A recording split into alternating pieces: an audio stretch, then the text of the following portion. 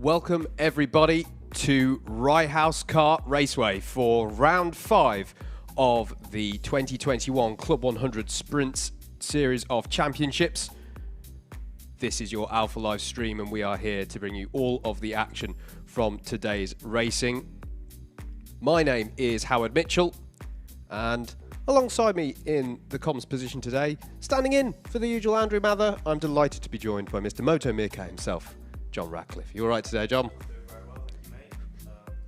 I'm doing very well, thank you, sir. Finally got the mic on, we're all good. And yeah, really excited to be here at Rye House. My first time here, so great to see some fun racing. So yeah, thank you for having me. Sorry I can't have Andrew here today, but hopefully I can just be as good of a step in. No worries, mate. It is a pleasure to have you. Together we are your Double Dash Motorsport Media comms team in for you today.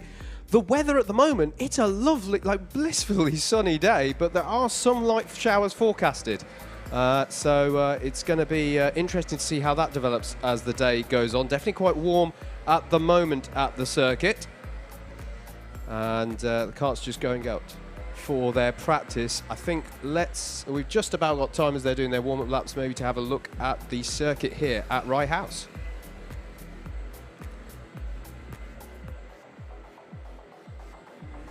So a unique challenge here at Rye House Kart Raceway. It's a twisty technical track, this one. Important to string your corners together in a nice coherent sequence. We start off with the iconic stadium section. It's a bold turn in here, a fast, long right-hander, double apex, and into the left-hander known as Reg's elbow. Here we are on board with Andrew Ward. It's a mid-apex into stadium, and then going a few kart widths out again so that you can loop back around for that second apex, and then through the elbow there to set yourself up for the tightest hairpin pretty much on the Club 100 calendar. This is our Monaco hairpin, an infield hairpin, heavy braking into there, and then there's a little kink on the straight between that and hairpin 2.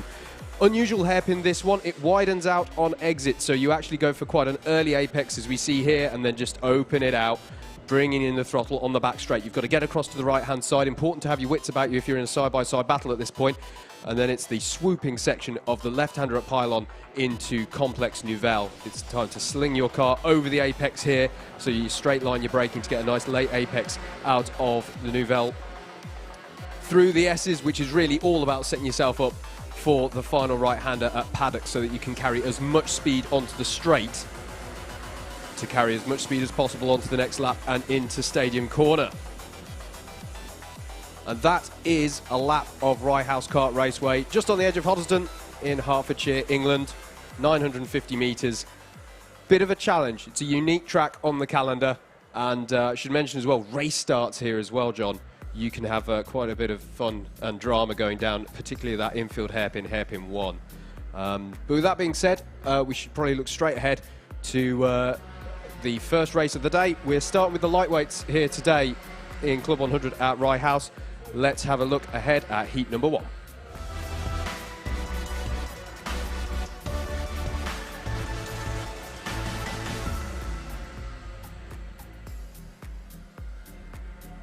Drivers out for their practice laps then for this first heat. Let's take you through the grid for this first race of the day. It's going to be Tony Philbin on pole for this one with Adrian Mertens alongside. Greg Smith, talking to him this morning, this track's a bit of a personal favourite of his, so it's going to be interesting to see how he gets his day off to a start from third. Thomas Barrett alongside. Christopher Powell and Dom Cliff make up row number 3. Row 4 is going to be Hussein Rashid and Andrew Rabich. Ramadas Sakauskas, who did a crazy job yesterday in the endurances of doing an entire 2-hour race by himself. And Neg Douglas round out your top 10. Keith Segal and David Hamer on row 6. Row 7 is going to be Peter Sharp and Russell Cooper. Justin Draper and Liam Rogers are your 8th row. Bartek Barankonski and Samuel Essery are row 9. And then on his own on row 10 is Aaron Stillwell, rounding out your 19 kart grid for this first race of the day. Well, John, you were mentioning it was your first time here. We're about to get underway here as they line up. Anything in particular that's caught your eye about this place? Things that you're looking forward to or dreading, maybe, towards head? I'm interested to see how this first corner goes, because you say it's quite an interesting corner, a pretty fast one. I feel like going in there 2 or 3 wide, there could be some interesting overtake. So we'll see how this first one gets underway. Absolutely, and we are going straight into it today. It is the 87 of Tony Philbin leading them away as we go and underway in our first race of the day. And through stadium section we go. Can they all keep it clean through here? This is where it's so difficult at Rye House to navigate the sort of Noah's Ark formation 2x2 heading towards the hairpin. Is anyone going bold early on? They're not. I think this is sensible up-front driving as Christopher Powell goes off in avoidance there, but that's fair game. That tends to be allowed if it's in the interest of avoiding an incident. So chooses to take the runoff there. So long as they stay the other side of the tyres before rejoining, that's all fine. Into Complex Nouvelle they go. Looks to me, though, that, like Philbin has been able to retain the lead of this one. Here they are through the S's. Can see several of them. Russell Cooper there was looking for vying for position. But at the end of this first lap, it is Tony Philbin, and Adrian Mertens as well has retained that second place he had on the grid as well. I thought we might see some neck swinging going into the first of the hairpins. I thought people first lap might have an interesting one as second place man moves up. Yep, Greg Smith down the inside, and Christopher Powell in that red and blue sleeved suit is looking to capitalise as well. So Greg Smith, I mentioned just now that it's a personal favourite of his, but he's under pressure from Powell as they head into the pylon. That was beautifully judged by Powell there to take himself up into second place. Really bold move. You've got to be committed to make that kind of move stick into pylon and Complex Nouvelle. Was very committed. I thought he might run wide and get re-overtaken to the next complex, but he weighted it absolutely perfectly, and he's through up into second position with only a few minutes left of this race. We've had to jump quite quickly into this race. It's almost like everybody at the track has a thing to get back home to later on today, isn't it? I don't know what that could be. I can't think. No, as Powell here looking for the switchback out of hairpin 1, that's really nicely judged. There's a kink on this straight, though. Is he going to get squeezed out a little bit? He's not going to get left with no room, but Philbin squeezed him, and that's going to allow Greg Smith to come back at him side by side down this back straight. Powell just had enough space ahead to cut back across and sort of resume the normal racing line. But and as further back, that's Ned Douglas, I think, battling away with the likes of Ravage and Rashid. But just if they'll let me get a word in, edgeways. If you've not been following Club 100 too much recently, welcome along to the ride. It's quite a crazy one at times, but it's a lot of fun. Different classes.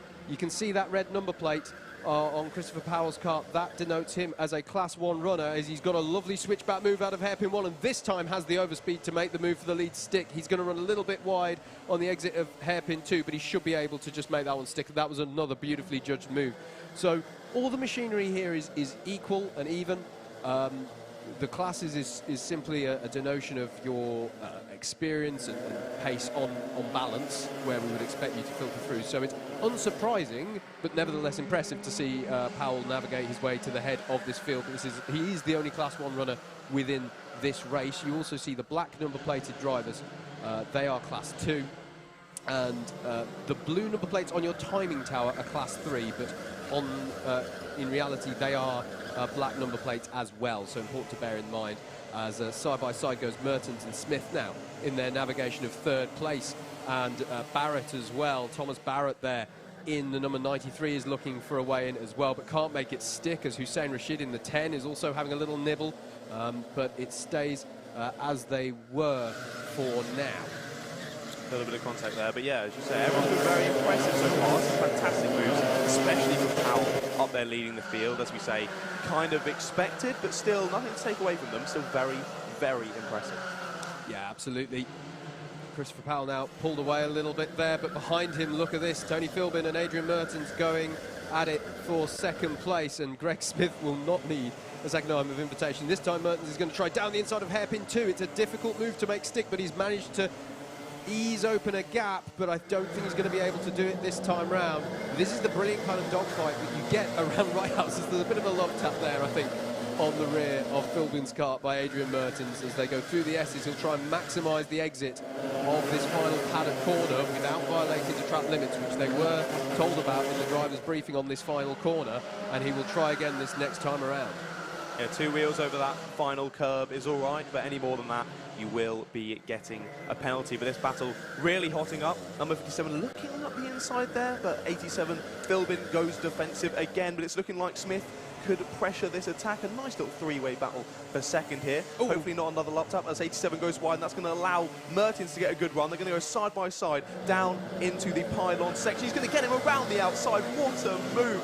Perfectly weighted there. Sits it on the apex, but they're going to go through. Oh, there's going to be contact, and they're going to go round. Philbin off, and that was so unfortunate as they came out of Complex Nouvelle. You could just feel it all tightening up as Greg Smith felt he had the overspeed. We will keep an eye on any penalties attributed there, but I don't know, a bit racing incident.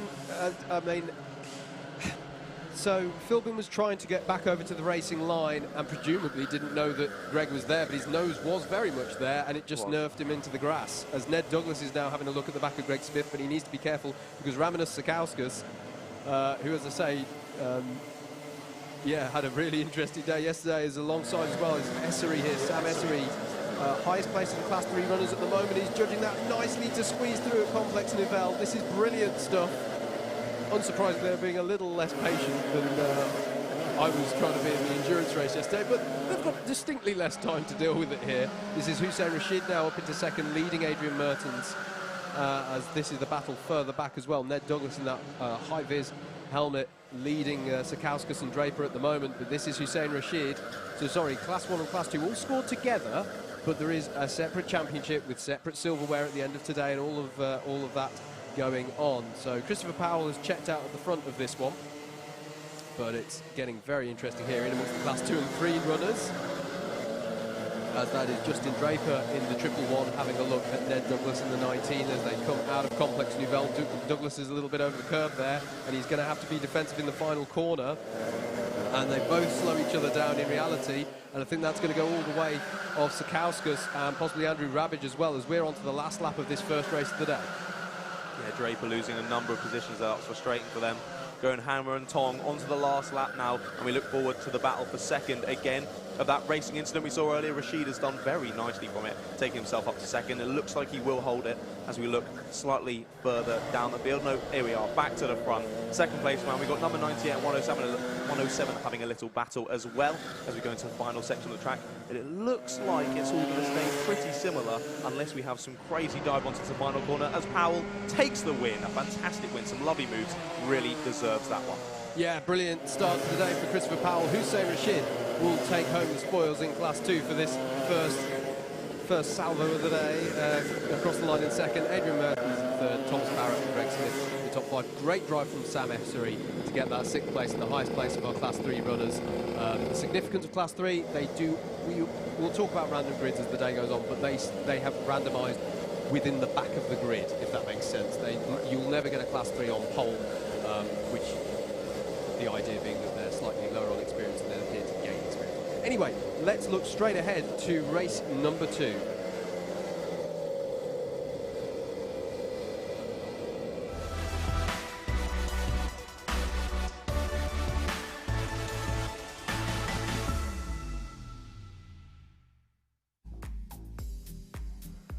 Let's take a look at your grid then for heat number 2 of round 5 of the Lightweight Club 100 Sprint Championship for 2021. Dan Cohen will start this one on pole with Chris Woodger alongside Eamon Salir, and Reese Pope are row 2 with James Martin and Josh Adams on row 3.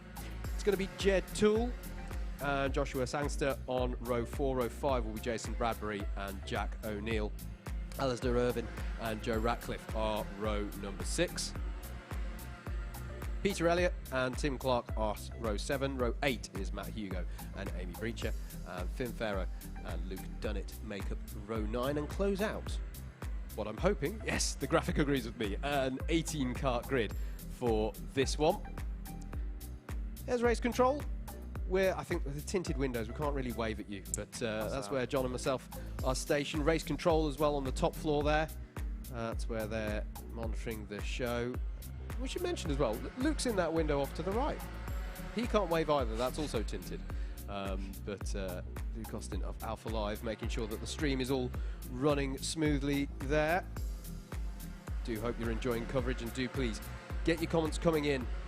Wonderful to have you along today. I think we'd be kidding ourselves if we pretended that we were the premier sporting event of today that people are interested in. But you know, we're very happy to have you along for the ride, getting some lovely Club 100 go-karting action ahead of any plans that you might have this evening, folks.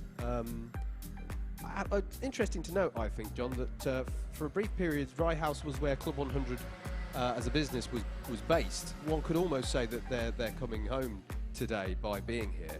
I'm not even going to reply to that. That was so bad, mate. There is, by the way, a whole complex of activities. If some of you are looking at a picture of a Stegosaurus a little bit confused, which you might well be, we should mention that the Rye House complex, collectively run by the Rye House Group, has a whole host of activities here. If you're looking for a fun day out with the family, on top of the kart circuit, and they have got a small Bambino track here as well for younger drivers to cut their teeth.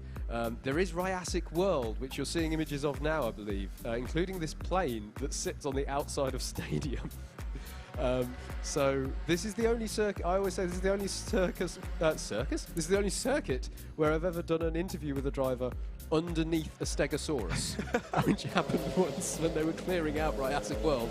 They just dotted the dinosaur models around the paddock a bit. But there's crazy golf. There's a stadium here as well. It's all. I think there's laser tag here as well, but I'm not quite. There's all sorts of stuff. So definitely check it out on the Rye House website. Lots of stuff for you there. I feel like I'd like to see a combination of the kart track and the dyno world. Get like a Stegosaurus at pylon or something. You could make this like a proper arcade race, a video game. We're going to race underneath a T-Rex. I like it. I like it. Here we are then, though, getting ready for race number 2. There are 12 heats. Each driver will compete in 3 out of those 12, and they go in blocks of 4. So the drivers we just saw in heat number 1, the earliest you will see them again is in heat number 5, i.e. the first and second rotation of heats, if you like. We look good for the start here. Just clouded over a little bit over the circuit at the moment. More Class 1 runners in this one, so you see more of these red number-plated drivers as we get ready to go. It's Dan Cohen in the 34, Chris Woodger in the 114. As it's eyes on the lights, engine notes rise, and we're away for race number 2. And it's a good move from Woodger there from grid 2 immediately to defend the inside as they go through Stadium. Are they all going to keep it nice and clean? Yes, they are. That's good, mature driving from them through that. How about at the hairpin as Cohen brakes hard into hairpin 1 for the first time? There's a bit of side-by-side action through the hairpin as one would expect, but I'm delighted to say they're all pointing the right way. And there is O'Neill, championship leader there in the Titan Motorsport race suit, making early progress as well. They go side-by-side, almost 3 wide on the back straight. That's gone the way of Alistair Irvine there in the 26. You can see his pink lid there. Quite prominent and easy to spot, but it is Dan Cohen who leads at the end of lap 1. Chris Woodger too has retained his start slot there. Reece Pope is 3rd, and Josh Adams got past Eamon Salir for 4th on that opening lap. As there's a penalty for Peter Elliott, that is for advantage by contact bump and pass, as the number 9 of Adams there goes down the inside of Woodger, textbook pass into hairpin 1, which I always think is, no, sorry, not on Woodger, apologies. Yes, no, that was not that. That's Adams fighting with Salir, excuse me.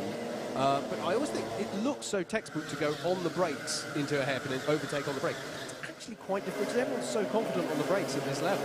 It's actually quite difficult to do that. And you almost see more moves on nailing a corner exit and having the speed on the next straight, as Salir now is having to defend against James Martin in that green lid in the number 64.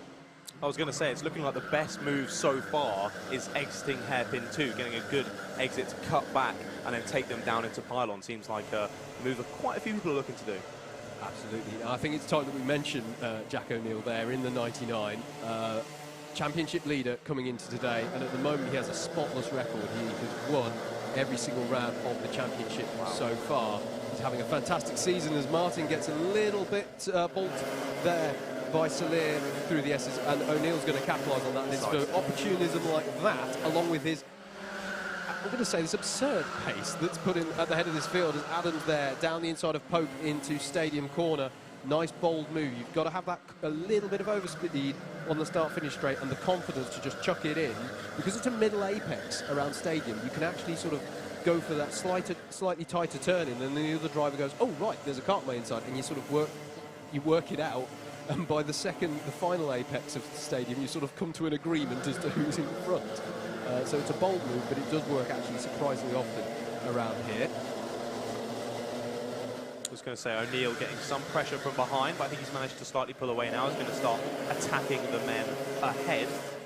Moving up into 5th position, I believe he has. He has indeed as he crosses the timing screen now. We're going down into Stadium, as you say. Some drivers looking to go up the inside, as I believe that was Alistair Irvin sending one cheekily up the inside there in the pink, the beautiful pink lid.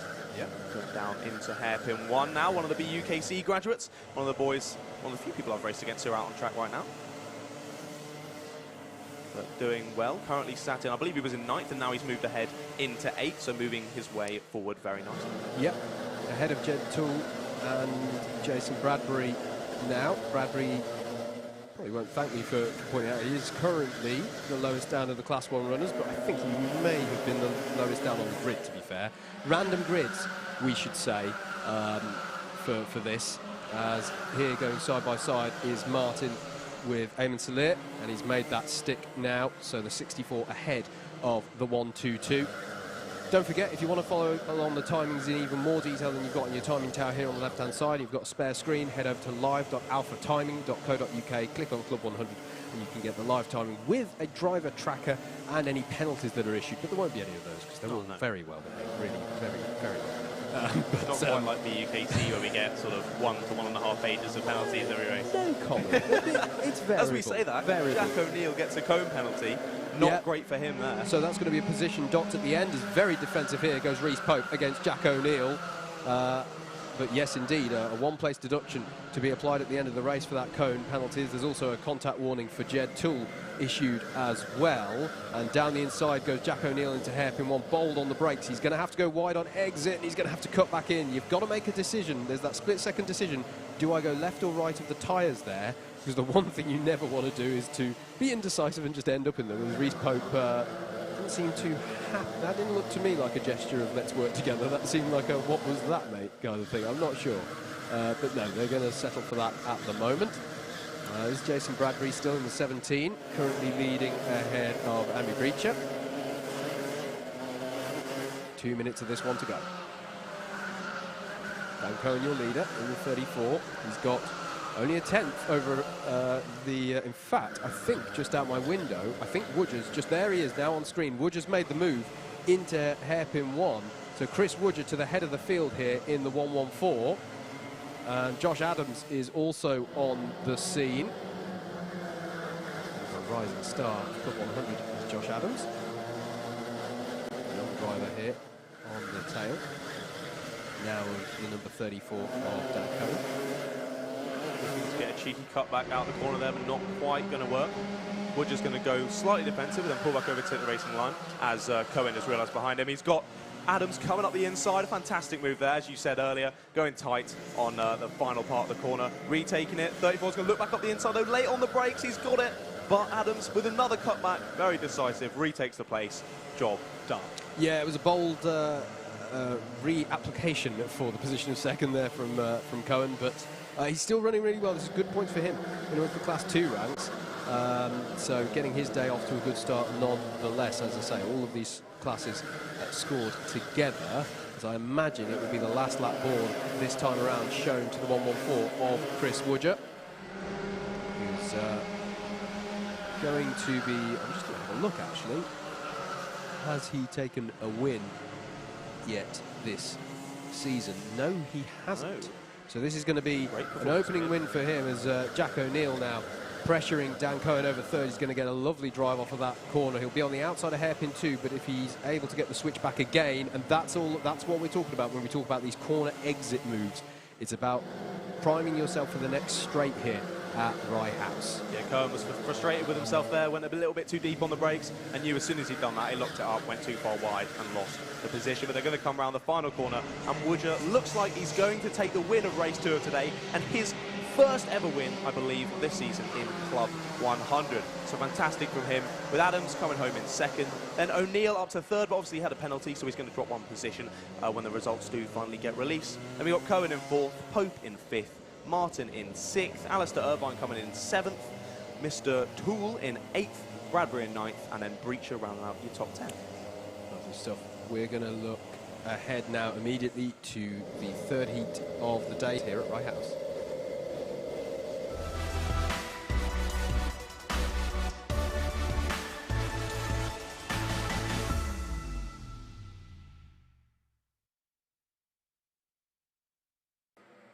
And here we are already moving super quickly through the day, and we're going to go on to heat number 3 of the lightweights.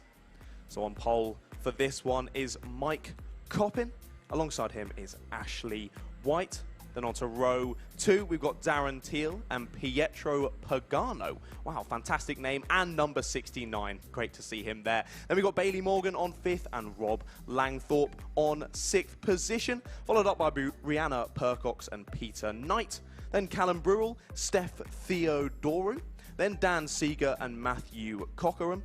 Then on to 13th position, we've got Dan Everest and Sean Glennon on 14th, followed up by Simon Sharp and Aidan Rudge. And then Sam Morris and Alex Brandom finish out the back row of the grid. Do keep your comments coming in. Good point pointed out here by David Whitehouse. He thinks that Reece Pope was probably saying get on with it, as he knew that Jack O'Neill was quicker in that last race. Good point, actually. I think it was a tactical decision to just say, don't worry about defending, mate. Off you go. And hi to David. He's not here today. He's at fullback. Yeah, a friend of the stream, friend of us here at Double Dash Motorsport Media as well. Doing loads of good stuff with some of the GT Sport series that is run with members of the Club 100 paddock.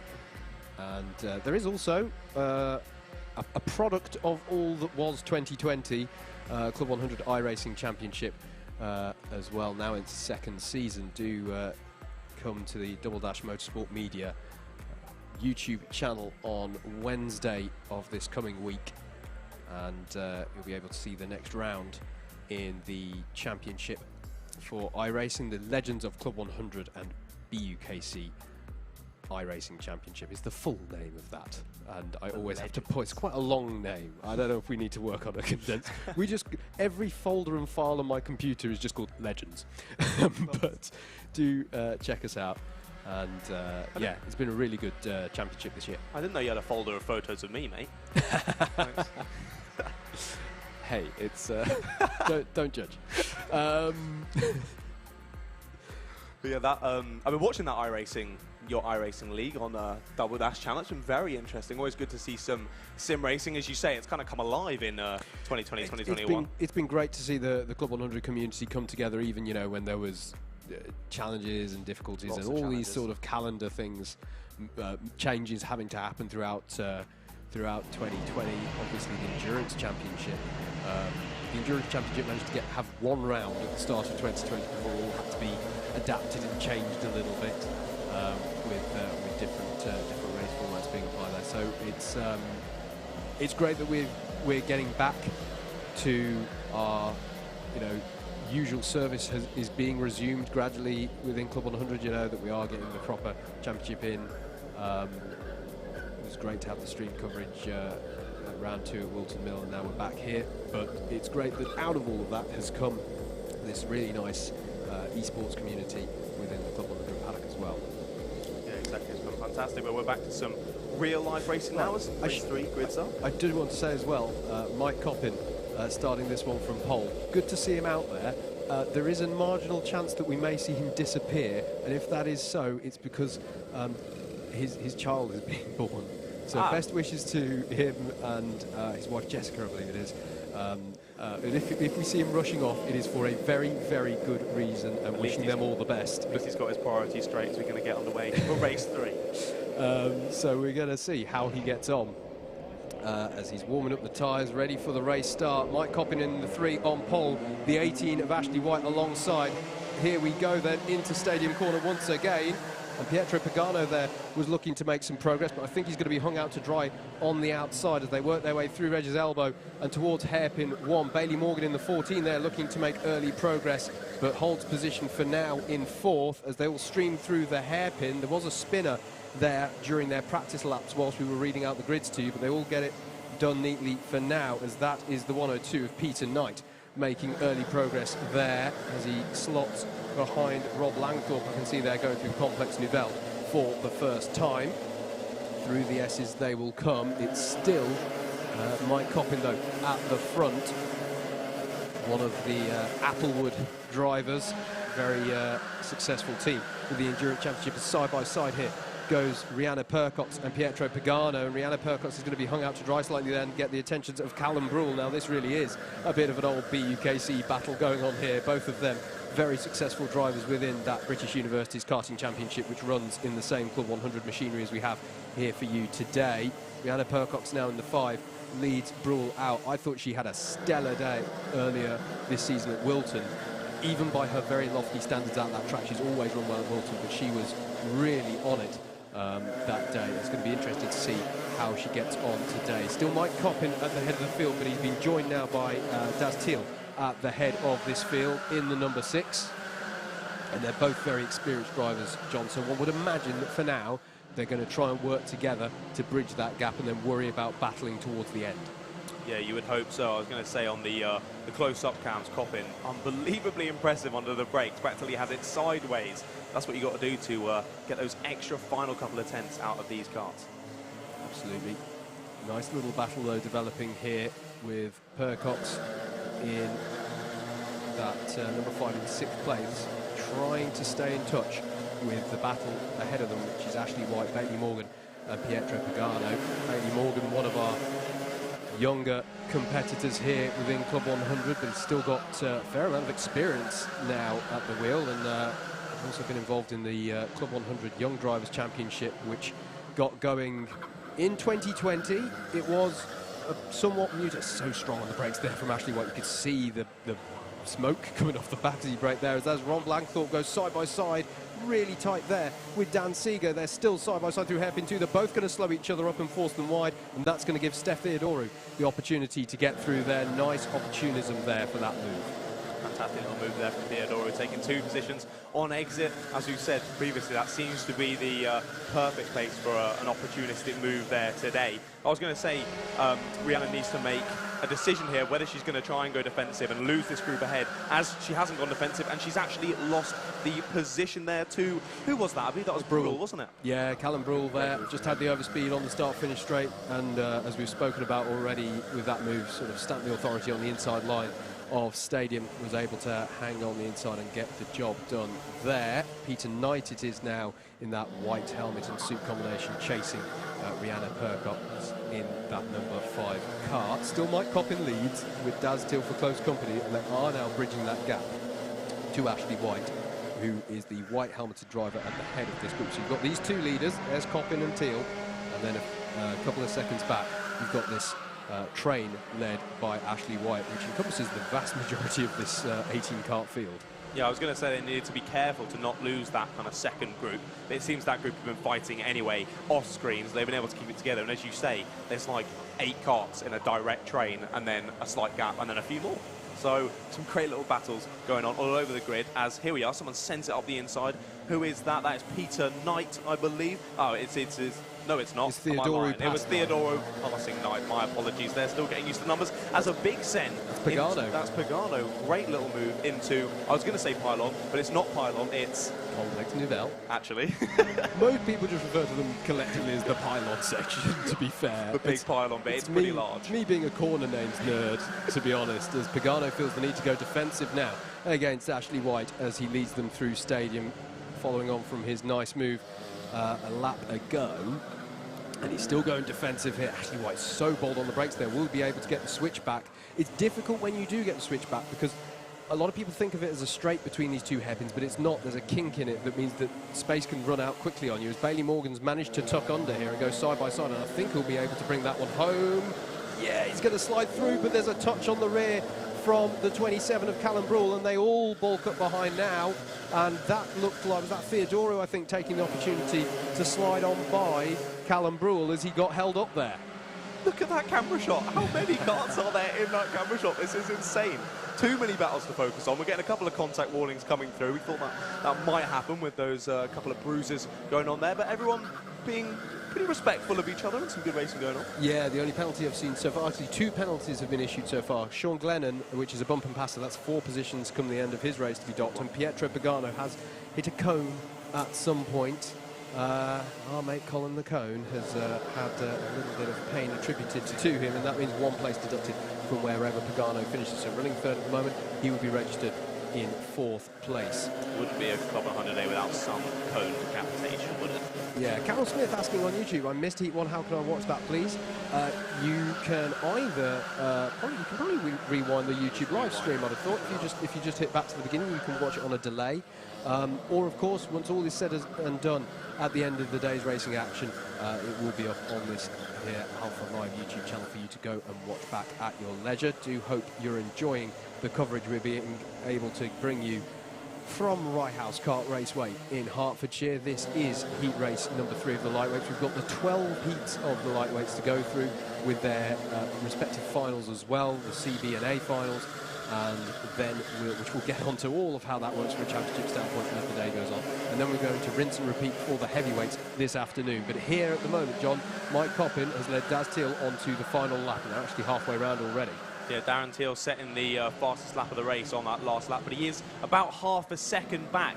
Not really close enough to send any moves into this final lap unless something crazy happens, as I believe that is Bailey, isn't it, going up the inside? Was that taking 3rd position? I think he was just covering off any moves from Ashley White. Okay, no, we've got Pagano is slightly far ahead. I think he should be able to hold that 3rd position, and then just the absolute gaggle behind them, isn't it? Yeah, it is going to be Mike Coppin, though, who comes round the final corner, leads Daz Teal across the line to take the heat win. Mike Coppin opens his day off with a good score there. Teal across the line. Pagano will finish 3rd, but remember he has that 1 place deduction for a cone. Something happened to Bailey Morgan in the last bit of that lap, didn't it? The second half of that lap was Ashley White across the line in 4th, Callum Bruce, Steph Theodore, Bailey Morgan, Rihanna Percox, Peter Knight and Rob Langfield round out your top 10. And I can't tell you any more of the results because they've already sent out the next heat, so we should look ahead to that and bring you heat number 4, the last heat of this rotation.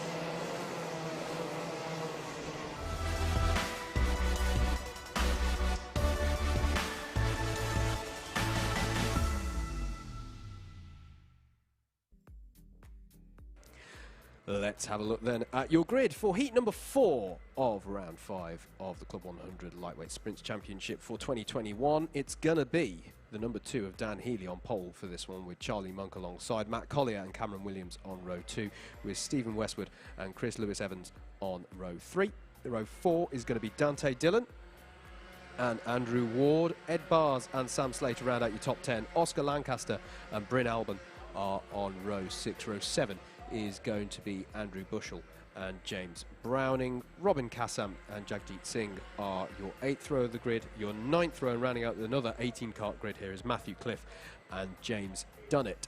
So by the end of this one, all of the lightweight drivers will have competed in at least one of their, or will have competed in exactly one of their heats.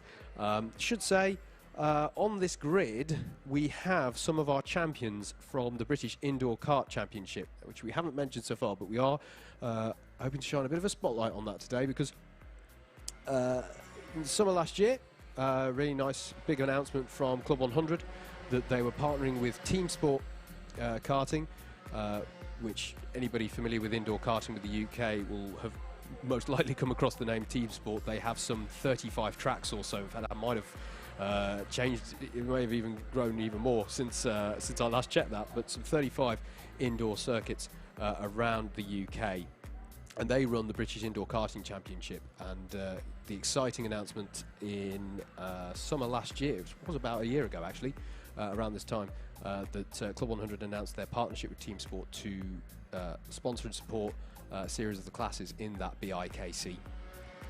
Obviously, indoor karting is a way that a lot of people first encounter karting. Certainly where I first had my karting experience, just for so many people, that's how they get involved. And Club 100 partnering in order to provide that really nice, clear stepping stone for how one might progress their career, if you like, within Arrive and Drive karting, you know, to give them a very clear stepping stone there.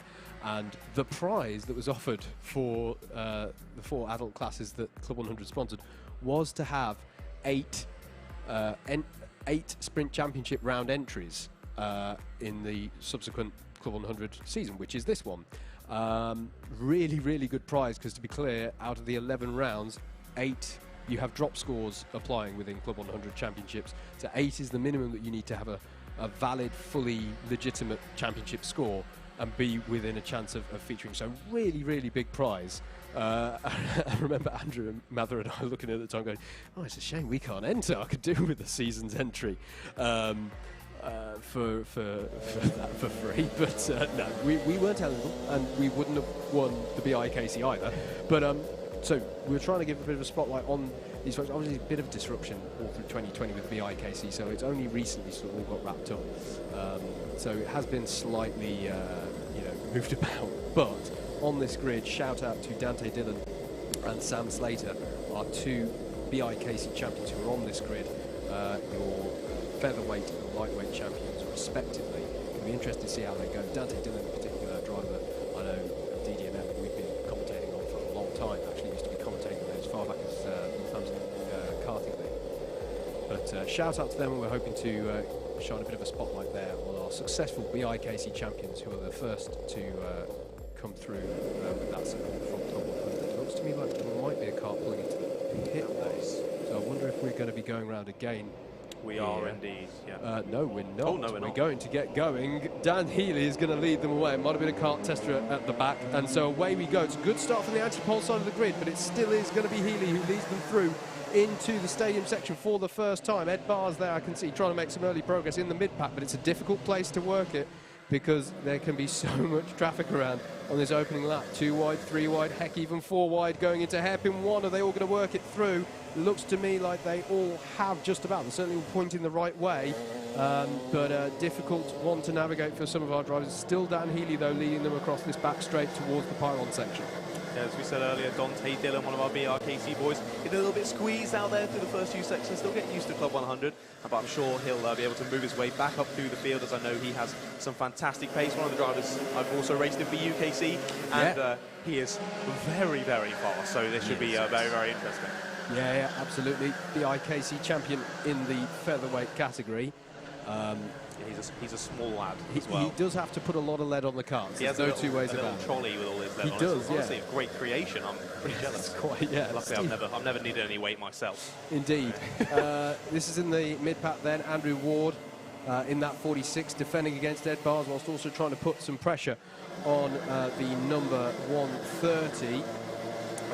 Which is Chris Lewis-Evans in that effort, and he's going to perhaps prise the door open. Is he coming through the S's? He's going to fire one down the inside of Paddock, although that will compromise his exit and might leave him under threat from Ed Bars heading into Stadium. It's one of those risk and reward things into that final corner. You can fire a move down the inside, but it does hinder your progress down the next straight, and it looks to me now like one of our British Indoor Karting Championship champions, Sam Slater, there capitalising on that as well, and also going past Chris Lewis-Evans. So Chris Lewis-Evans now needs to gather himself and try and get back onto the momentum, as there is a penalty for Dante Dillon, which is ABC bump and pass, so that's going to be 4 places deducted at the end of his race, unfortunately, from wherever he finishes.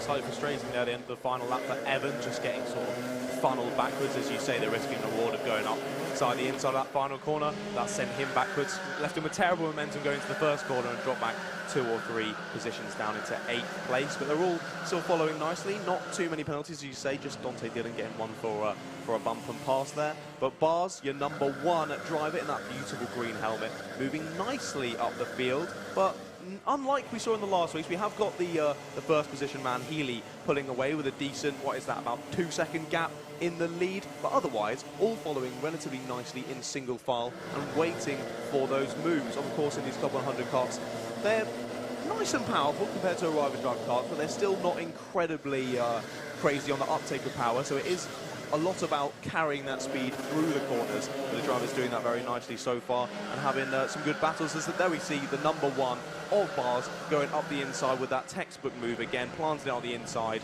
and moving up into 4th position. But very nice from him. Number 73 is going to look to take it back up the inside, having a little bit of argy-bargy there, but Bars lovely under brakes there, as we say, getting it sideways, perfectly weighted and nicely done. Up into 4th position as he continues to move ahead. He's going to hunt down number 41 now. That's Mr. Collier, as he's slightly falling off the the man in second place, Westwood, but yeah, it's proving some very good balance here. Yeah, absolutely. Reigning champion, of course, in this lightweight category is Mr. Bars, so one would expect him to make hay here and get himself up through the field. We haven't really spoken yet about championship standings coming into the day, other than to acknowledge Jack O'Neill in first place, but it is Ed Bars, the reigning champion, who is in second in the championship coming today, but he does really need to take up the gauntlet that's been thrown to him by Jack O'Neill today if he's going to start getting the momentum that's going to start challenging at the front. Do not get me wrong, the man is driving brilliantly, but he's really got to just convert a few more his finals results, which there are championship points awarded in these heats, don't forget. 20 points for the win, 19 for second, 18 for third, and so on. But the big points are in the finals, and so far this year in the trophy finals, he's had a fifth, a fourth, and 2/3, which is a great scoreline. But as he's got past here, Matthew Collier for third. Collier put up a great fight there, yeah, but just able to send it again. Another one of the textbook moves on the inside of the stadium. Yeah. And behind as well here, it looks like Andrew Ward has now got by Charlie Monk. If I didn't mention it earlier, the onboard lap that we were showing you at the start of the day was on board with Andrew Ward, which was, if I can give, we are the Double Dash Motorsport Media comms team, we should give a bit of acknowledgement, gave Double Dash Motorsport Media Barnstable was their first class pole in Club 100 Endurances yesterday, so good lap, Wardy, well done. And I'm glad I didn't waste the opportunity you gave us with that brilliant qualifying, because we managed to take over the podium as well. So there you go. We do string it together sometimes in DDMF. But this is Dan Healy, your race leader, who's checked out a little bit on this one. 2.7 seconds to the good over Stephen Westwood, who's now defending against Ed Bars. Go on, John. Stephen Westwood has just actually got a cone penalty, so it means he's going to drop from second place to third at the end of the race, which means some extra points of Bars, which is great for him, as you say, in that championship fight. Yep, absolutely. Good drive so far from Andrew Bushell as well, should acknowledge. The only C3 runner in the top 10. Just been passed by Dante Dillon, but remember Dillon's carrying that bumper pass penalty, so he will be docked for position. So there's going to be some points awarded there to some of our Class 3 runners. I thought 4 positions was a toughie in BUKC, where you've got like 36 people on the grid, let alone when it's a small grid like this. That is so frustrating to losing that many points. But it's a good outing from Dante, and he's just getting used to the Club 100 kart, so I wish him all the best. Absolutely. Because we got into the first heat quite quickly, we keep remembering all these bits we need to explain. The random grid positions for these drivers, which means that across their 3 heat, they all have the same average grid slot. I know that's a bit weird one to say as we go on the last lap, but just as I remember it, that's how the grids are determined, and then obviously the grids for the finals will be determined on the points accrued throughout these heats. As this is Westwood here in second place, being hunted down, one has to say, by Ed Bars here, although Westwood's been having some good pace this race, but Ed Bars has just set the fastest lap of the race, 42.8, which is a very tasty lap there. As behind them as well, Collier at the moment under pressure from Ward, and then Monk here, Charlie Monk in the 73, defending against Sam Slater and Chris Lewis-Evans. But it is going to be just ahead of these two here, Dan Healy, who comes across the line to take the win for heat number 4 to bring our first rotation of heats to a close. Good win for Healy, just controlled it all the way through. Westwood in second, the highest of your Class 2 runners. Ed Bars in third, Matt Collier in fourth, Ward in fifth, Chris Lewis-Evans seventh, but with the penalty to be applied, Sam Slater in eighth on the road, Charlie Monk in ninth, Andrew Bushell, your highest placed Class 3 runner, and rounding out the top 10. There we go. All of our lightweights have had at least one race, and we're going to go straight into our second rotation. Heat 5 coming out onto track next.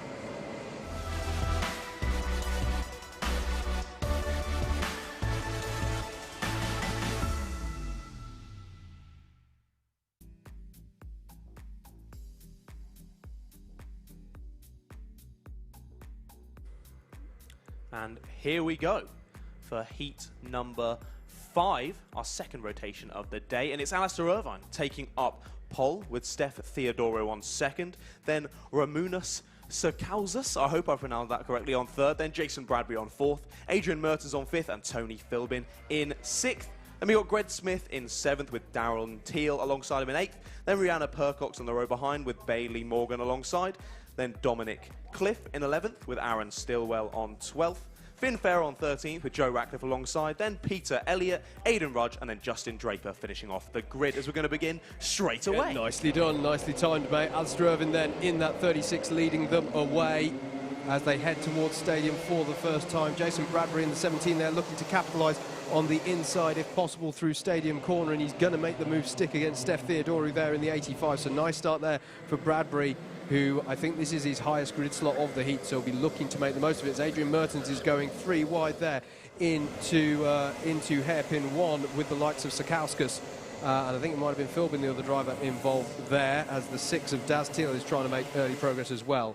Just getting by Adrian Mertens as they go down the back straight, as Rihanna Percox slots in behind him as they head into Complex Nouvelle for the first time of this race. There is a track limit warning for Greg Smith, as there is also for Daz Teal, so they're going to need to be careful there. I wonder if they went off wide in hairpin 1 in avoidance. We did see a couple of drivers doing that. This is Teal now at the back of Ramanas Sakauskas in that number 13 kart as Mertens slides it. That was rally-esque through his line there into stadium, but I'm not sure it's paid off because Rihanna Percox in the 5 she gets a bit of a hit up the rear there under braking as that's Bailey Morgan as well getting by on Adrian Mertens. Are there extra championship points for a perfect drift?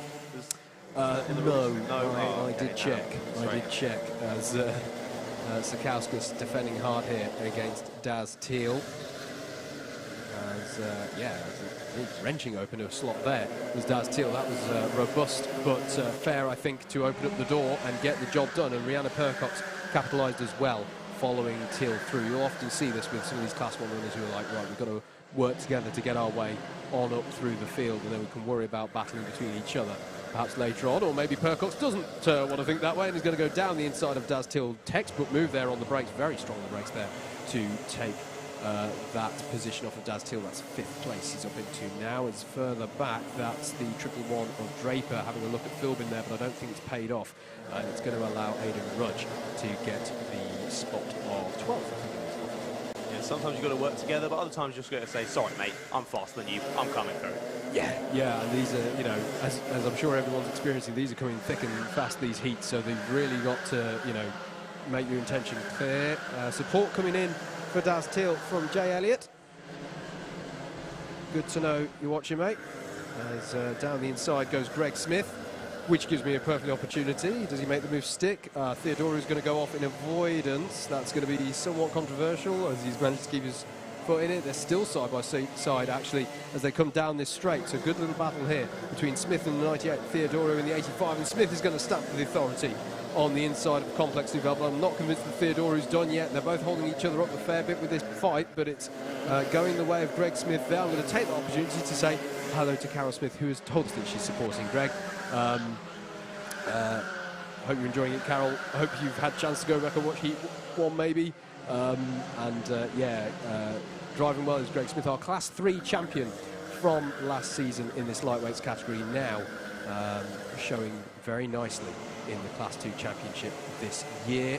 Rihanna Percox now in that number 5, the blue, pink and yellow helmet there, having a look at the rear of Steph Theodoru. 3.5 minutes to go in this one. Irvin, your leader, by some 1.6 seconds ahead of Jason Bradbury with Greg Smith in 3rd. I was going to say Alistair doing a fantastic job at commanding this race so far. 1.5 seconds in the lead, not getting worried about any of those battles at the first corner, just carrying on, doing his race and doing a very good job of it. Yeah, Percox had a very earnest look there, I think, at the inside of Theodoru into stadium, but couldn't quite get enough of an advantage to bring it home. Daz Teal under pressure from Bailey Morgan, and then this next group, you could just see them there coming into the shot, was the number 13 of Ramanas Sakauskas, leading the likes of Aaron Stillwell, Justin Draper and Adrian Mertens. So good little battles. They've all sort of grouped off in this one, except for at the front,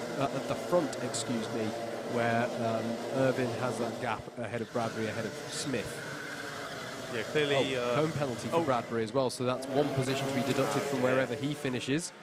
It's going to be frustrating for him, but yeah, clearly, Carol, your support is really helping Mr. Smith as he's pulled away from this little group. Him and Theodora had a nice little ding-dong battle earlier, but he's pulled away, putting in good pace. It's a little bit of time off the number 17 of Bradbury, but as you say, it's a penalty. As number 5 sends up the inside, that's Percott's making the move, but Theodora with the cutback retakes the position, and there's a nice little battle going on here for 4th position, as it looks like Percott's going to try and get it off the exit there. Don't think it's quite going to work, as no, Theodora pulls back over to the racing line, and they're going to have to follow each other back through this section of the track. Yeah, I always love the cat and mouse that you get out that second hairpin, because even if you've been the kart, even if you're the kart doing the cutback out of that corner, the other kart has more runoff to sort of accelerate the kart on, so it can really get quite tight as they head towards pylon. And you have to work it out. It's really tough to go through that bit side by side.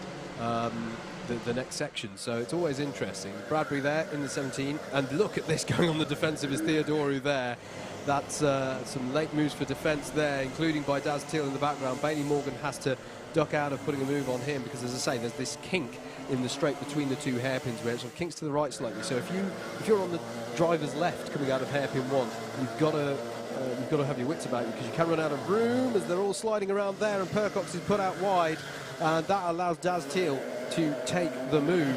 Yeah, Percox went a little bit deep into that right-hander there, gave a little bit of a bump to the rear end of Theodoro, but that sent her wide and allowed for the number 6 of Teal to dive up the inside.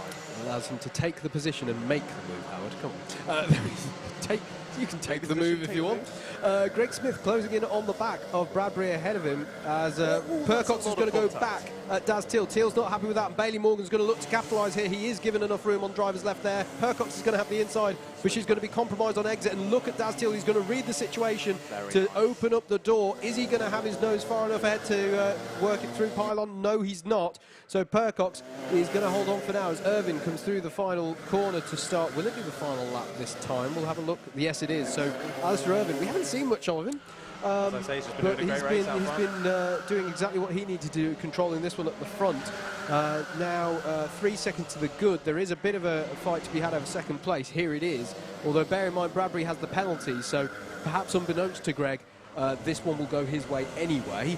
So hopefully he doesn't do some, really bold move, as the fight behind them. Here it is coming out of hairpin 2. Theodore, who's still ahead of this. 3 wide between Morgan, Teal and Percox. Percox is going to swoop across to defend here, but it's Bailey and Daz going side by side. Alistair Irvin is going to come round paddock now and take the win for heat number 5. Good controlled race there from Alistair Irvin. Jason Bradbury will hold on for second. It's a great result there for Greg Smith. You may well punch the air, sir. That was a good drive for you. It's net second once penalties are applied. Theodore, brilliant job defending. You can defend around this Rye House circuit, and that was a good lesson in it from Steph Theodore. Rihanna Percox in 5th. Bailey Morgan did get by Daz Teal there. Justin Draper, the highest place, your Class 3 runners in the Triple One. Adrian Mertens and Aaron Stillwell rounding out your top 10 there. That was a good race there, John.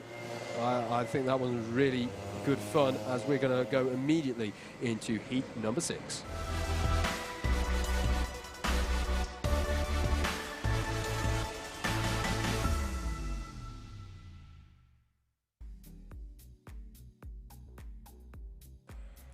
Let's have a look at your grid then for heat number 6, which will take us to the halfway mark of our lightweight heats for today. Keith Segal with a huge amount of experience there in Club 100 machinery, starting on pole. Sam Slater, our lightweight champion in the British Indoors Karting Championship for 2020 on that first row. Andrew Ward and Ed Bars on row 2. Thomas Barrett and Chris Woodger on row 3. Row 4 is going to be Dan Cohen and Eamon Sleer, with Jed Toole and James Martin on row 5. Row 6 will be Stephen Westwood and James Dunnett.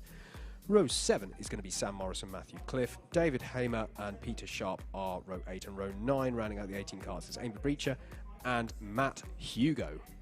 That's how they line up for your 6th race of the day, your 6th heat of this 5th round of the 2021 Club 100 Lightweight Sprints Championship, with Keith Segal on your left as you're looking at it, and it's going to be Sam Slater alongside. We're away, John. Let's see what Sam can do.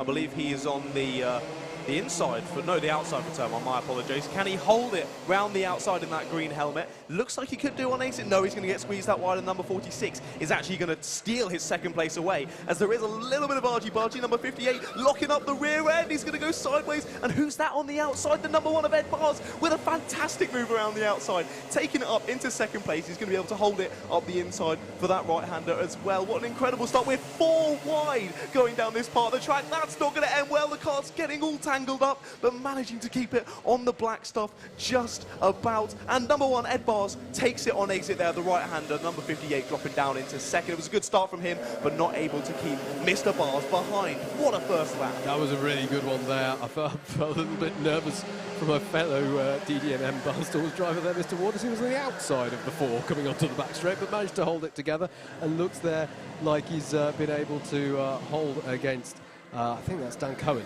who's coming up through the field. Indeed, he's now down the inside here of Keith Segal, who gets a nasty hit on the rear there, but manages to keep going through hairpin 1. It is a little bit frenetic at the start of this one. I thought James Martin kept it very cool and chill on the far right of that 4-wide battle as well. He just went, yeah, I can run it over these curbs, no problem. They're actually quite bumpy, those curbs, so he kept his cool there.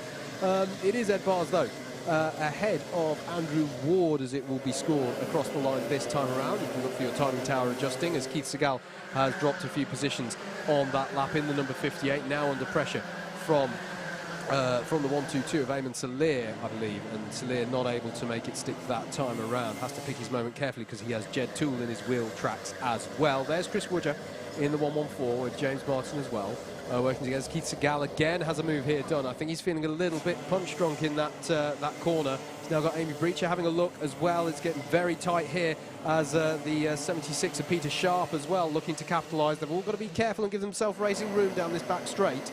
We're down into our some of our Class 3 runners here, and there's a spin there at the back. I'll have to catch who that's for. It's the 70, which means it's Matt Hugo who's spun round there, but he has now got going again.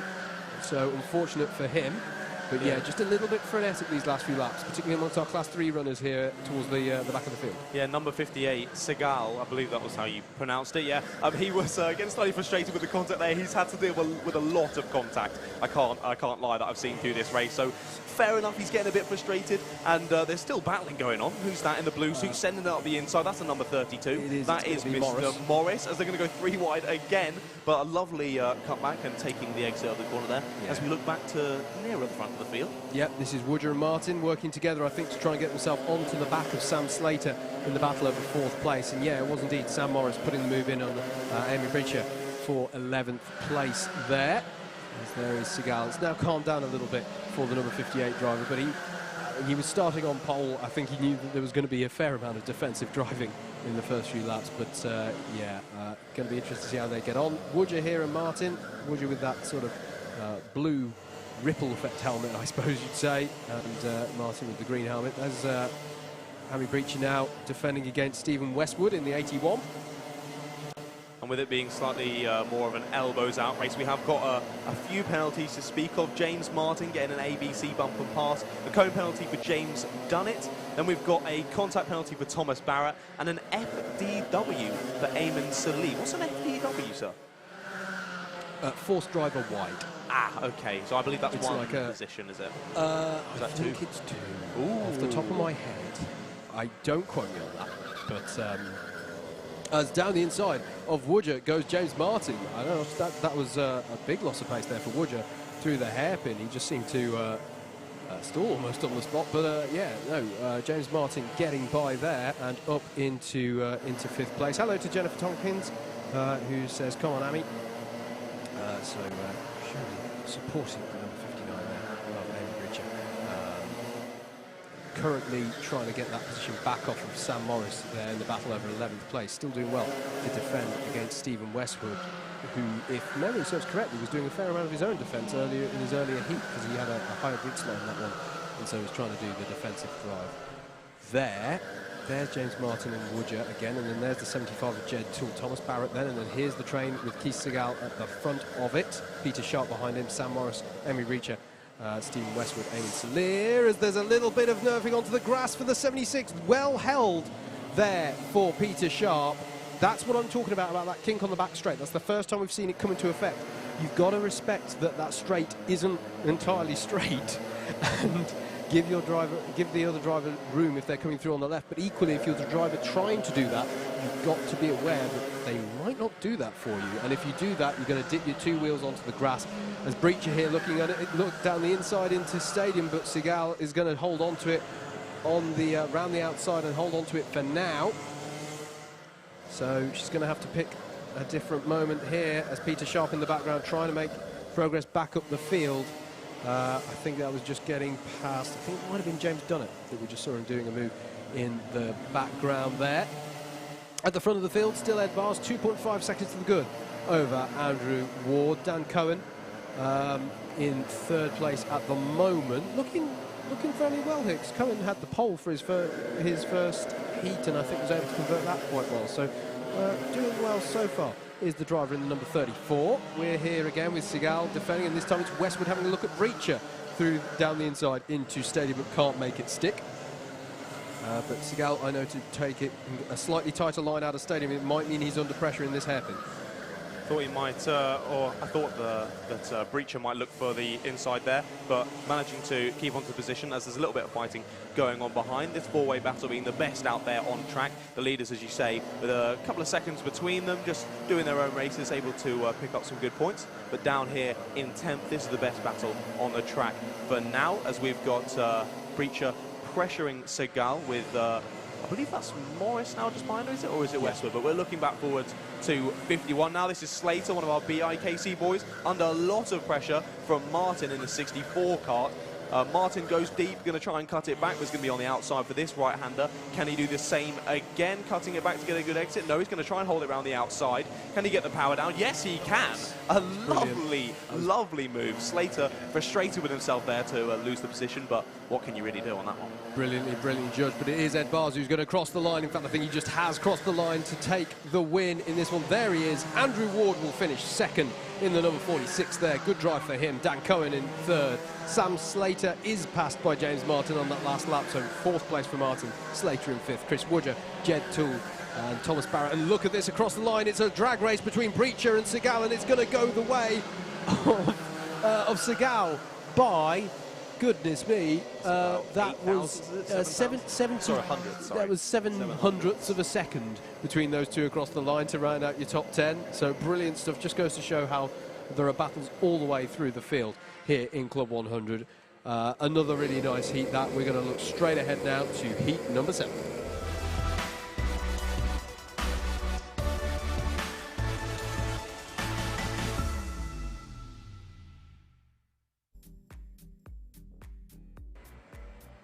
Let's take a look then at your grid for heat number 7. It's going to be Oscar Lancaster on pole with this one, with Ned Douglas alongside. Peter Knight and Callum Brule on row 2. Reese Pope and Ashley White on row 3. Row 4 is going to be Mike Coppin and Andrew Rabbage. Christopher Powell and Rob Langthorpe round out your top 10 with Hussein Rashid and Alex Brandon on row 6. Row 7 will be Jagjit Singh and Tim Clark. Bryn Alban and Andrew Bushell are row 8. Row 9 is going to be Liam Rogers and Sean Glennon, and this one is a 19 kart grid for this one, so it'll be Simon Sharp to round out our 19 karts on the grid. An extra driver for this one, as you say, should hopefully make it more interesting. The more karts on track, the better. As here we see them being very good boys, keeping it slow for the start, and there we go. Revs rising, and we're underway. The green helmet looks to cover off on the inside, not able to do so. This is going to lose out a lot of positions there into the first corner, dropping down to around P5, I believe. Yeah, he is indeed down to P5. Not a great start for him, with them almost 3 wide exiting this section. We got the number 3 pressuring the number 102, as they're not pushing each other too much. Not as bad as it was in the last race. A few helmets flying backwards in the last one, but we've been just about okay here. Not too much contact, and some lovely moves going on, as it's almost 5 wide there, exiting the secondary hairpin. As they're going to go side by side for the lead. It's going to push them out wide. Number 3 is going to look to make the most of that. Coming up the inside, not quite able to do so. Feeds back into second place. And who is that who's managed to get up to the lead? It's the 10. It won't be Woodger. It's going to be... the 109. But he's getting pressured by number 3. Coppin sends up the inside. What a fantastic move from here there. Indeed. Yeah, sorry. I was running 2020 Championship driver numbers through my head then. Yes, Mike Coppin up to the lead there, and Ned Douglas was able to convert that back actually into a decent first lap into third, but he was hung out to dry a little bit at Stadium, but now defending against Peter Knight, Reese Pope as well there, as behind them, Hussein Rashid is having a battle there with the number 10 with Christopher Powell. Good move there from Peter Knight. Sorry, up Indeed, into third position. It was a lovely move into the pylon section. Green helmet of is it Douglas? Ned Douglas. Yeah, sorry, Douglas looking to hold it. Not quite able to do so now. Now it's falling into that pack behind. As you say, you got Ian up on the first lap. He's done a good job, kept good pace, and he's now into fourth position. But he's got some huge pressure from Pope. There's a big send. Number 56 up the inside. A little bit of contact, but as they say, rubbing is racing. And look at that from number 3, Coppin under brakes. It's just unbelievable. How can someone have that much car control is just wow. But doing amazingly at the front. Already got half a second lead over Lancaster. But yeah, putting in a solid performance already and some great battles coming up behind. Yeah, absolutely. Yeah, as we mentioned, I don't know, you can have the debate whether Mike is he rushing because it's coming home, or is he rushing because of his job potentially being caught on the grid? Probably both, to be fair. But doing a great job at the head of the field. And a good pace from Oscar Lancaster, though, to keep within a second of him so far. New fastest lap of the race from Peter Knight, though, in the number 102. In third place is Callum Brule there, battling away with, is that him getting through on Ashley White? And now Rob Langthorpe tries to do the same at the hairpin, and I think that's Jagjit Singh as well, trying to get involved with it as well, but it doesn't pay off, and that's going to allow Tim Clark to have a look there in the 96. Bryn Alban is looking to have a go as well. It's all this is all at the head of our Class 3 runners in amongst all of this. It looks like Ashley White not happy with his kart there, having a little look down at the engine, but seems to have got himself back going again, but lost a number of positions on that lap. Absolutely. 4 minutes left on the clock then for this 7th heat. We're into the second half of our lightweight rotations as Ashley White on your timing towers drops down the order as side by side there was going Tim Clark. I think it was Jagjit Singh I think he was doing that with, as they all head down to the hairpin. We're looking at Peter Knight versus Oscar Lancaster, because that is a change for second place there. Knight up into that second position. Is Lancaster going to come back at him? As meanwhile behind them Ned Douglas is defending against the 42 of Reese Pope and the 10 of Hussein Rashid, still able to keep Chris Powell behind him there in their little battle we've been having all race long. Ned Douglas, we've seen some great battles from Ned over the course of this season. Can't miss him in that fluorescent helmet, and yeah, really been battling well. A quick look over his shoulder to check it's all safe and fair game for him to swoop into Stadium another time. As behind him, Powell's now trying to prise open the door on Rashid, but he's not going to make that work, and it's going to drop them off the back of Douglas and Pope once again.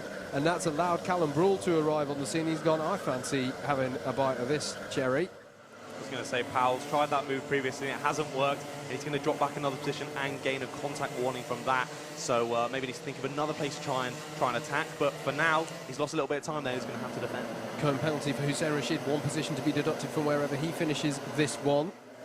As Peter Knight leads Oscar Lancaster and everybody else, apart from Mike Coppin, our race leader, out of that final corner. New personal best from Mike Coppin, but new fastest lap of the race from Peter Knight at 43 dead. 1/1000. Oh, Mike, get on it, mate. You're 1/1000th of a second slower than Peter on that lap. On, mate.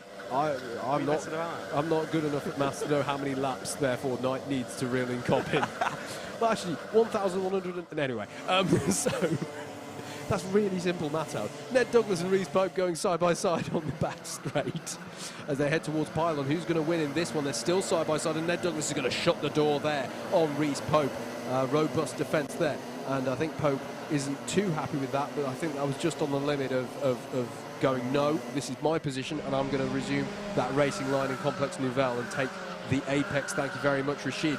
In the sandwich at the moment, looking at the back of Pope, having Chris Powell behind him. With the pressure being applied there. Oscar Lancaster by himself there, kind of quiet.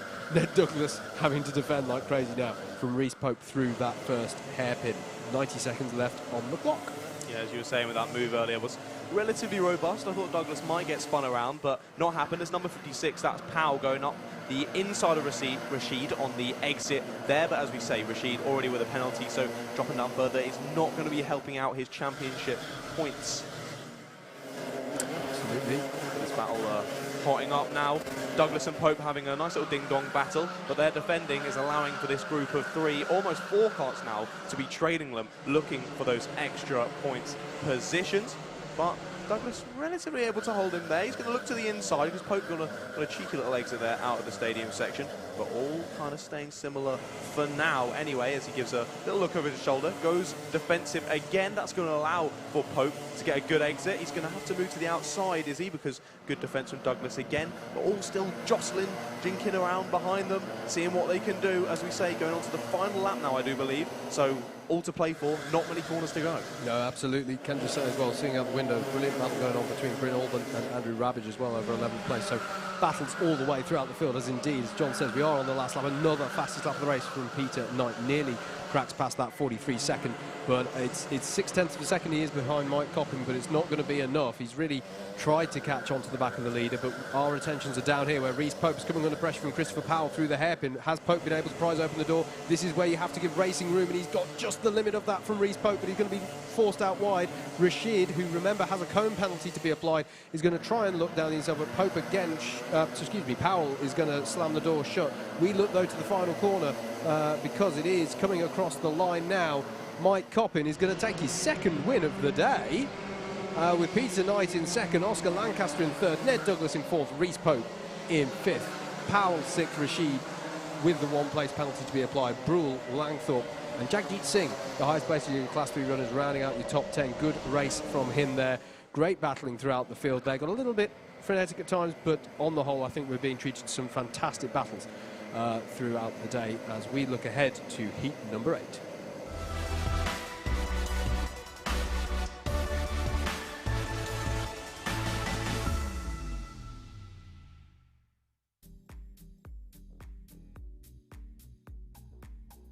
And here we go for heat number 8. Got to be quick because they're already lining up. We've got Dan Seeger on pole with Jack O'Neill on second. Joshua Sangster on third with Pietro Pagano, the number 69 there again in fourth. Charlie Monk on fifth and Dan Healy on sixth. Then we've got Matt Collier seventh with our BIKC man, or one of them. Dante Dillon on eighth. Then Cameron Williams and Josh Adams. And behind them is Chris Lewis Evans and Luke Dunnett. Then Bartek Barakonski and Samuel Essery. Then Russell Cooper, Matthew Cockerham on the row behind. Then Dean Everest and Rob Kassam. And then rounding out the grid is James Browning. Thank you, John. John Ratcliffe alongside myself, Howard Mitchell, your DDMM commentary team for this round 5 coverage, courtesy of Alpha Live for the Club 100 sprints. We've got lightweights and heavyweights today, so plenty of action. The 28 of Dan Seeger on your left, the 99 championship leader of Jack O'Neill on your right. You can see him watching like a hawk there when the pole sitter puts his foot pedal to the metal, and away we go into this 8th heat of the day. Jack O'Neill swoops across, manages to close the door. You can see Pietro Pagano as well trying to make early progress as well there in the 69, but at the moment it is the 45 of Joshua Sangster who holds on to third place as they go through. There is a spin at the back of the hairpin there. We'll check who that is on timing as they come through. All of the rest of the field though navigating their way through hairpin 2 at the moment. Dan Healy right in the mix of it. Dante Dillon alongside him in the 50 there as they head down the back straight and into the pylon and complex Nouvelle section for the first time. Good start from Dan Seeger from pole here, has been able to keep a charging Jack O'Neill behind him. I'd have to say the smart money would be on O'Neill for this one, such as the way he's been driving, but time will tell on that one. It was Chris Lewis Evans that had the spin there for strength. Okay, unfortunate for him there. He's now just going to have to do his best to get onto the back of this pack as Dan Healy is trying to find a way past Dante Dillon here, and he's going to open up the door there. Is Dante going to keep it to the left of the tyres? Yes, he is, but it's going to allow Josh Adams in the number 9 through as well there. As behind him, he almost gets collected by Matt Collier. And I think that's Sam Essery having a battle as well as they come through. I see what you mean about the bumpy curves there. Dante getting squeezed slightly wide and then suddenly, whoa, he was everywhere. Yeah, the apex of hairpin 2 is a tough one because you want to get that early apex bang on, but if your car hits that curve, you'll be forced wide just a little bit and you'll be bumping around on exit. Leaves you really exposed coming onto that back straight. It's a really good, important spot there. Dan Healy now chasing Josh Sangster in that 45 kart, as at the front here, Dan Seeger coming under pressure from Jack O'Neill. That's Healy and Adams side by side into the second hairpin. Healy's going to have it, but it's going to be a send up the inside for number 45. That's Sangster. The number 9, I believe, of Adams is going to be able to get a good exit. And Dante Dillon's pressuring behind. He's going to look for up the inside there. A lovely decisive move. Can he hold it? There's a little bit of argy-bargy. I'm not sure he's going to get the exit speed. He might have to follow him behind. He is indeed. He was actually defending that. I think that was Essery taking it off of him. So really bold move, effectively around the outside of Complex Nouvelle from Essery there. I wasn't expecting it. No, yeah, absolutely. Yeah, you wouldn't have looked. If you'd have looked at a snapshot, you'd have assumed the way you did, definitely. As O'Neill for the lead here, having a look at Dan Seeger, but Seeger positioning his kart well there just to deter the move into hairpin 1. It's allowing Pietro Pagano to come into play here. Pagano very successful in this lightweight category in his own right, as they're side by side though for the lead of the race. Will O'Neill be able to bring this through? No, Seeger's going to close the door, and Pagano can smell the opportunity here with O'Neill. Is he going to have to, yeah, don't put your nose somewhere where it's going to get the door closed on it though. As they come round, this is going to be an interesting one. O'Neill, I think, is going to have a good run towards this first few corners. Yeah, they've got to be smart about this. As you say, O'Neill with a fantastic record, doesn't want to throw that away, and Pagano knows that as well. He needs the good points for finishing up in third for this race, so doesn't want to get in any kind of opportunity that could mean a tangle between the karts, as that always ends badly. As here we go, O'Neill looking for the cutback. He's going to be on the outside for the second right-hander again. But Seeger holding it well, as there we go. That's Pagano. Send up the inside, but he's going to allow him back through. He understood there was a bit too much contact in that one and drops back to the position as O'Neill. He's going to make the most of that. Dives up the inside, makes it to first position.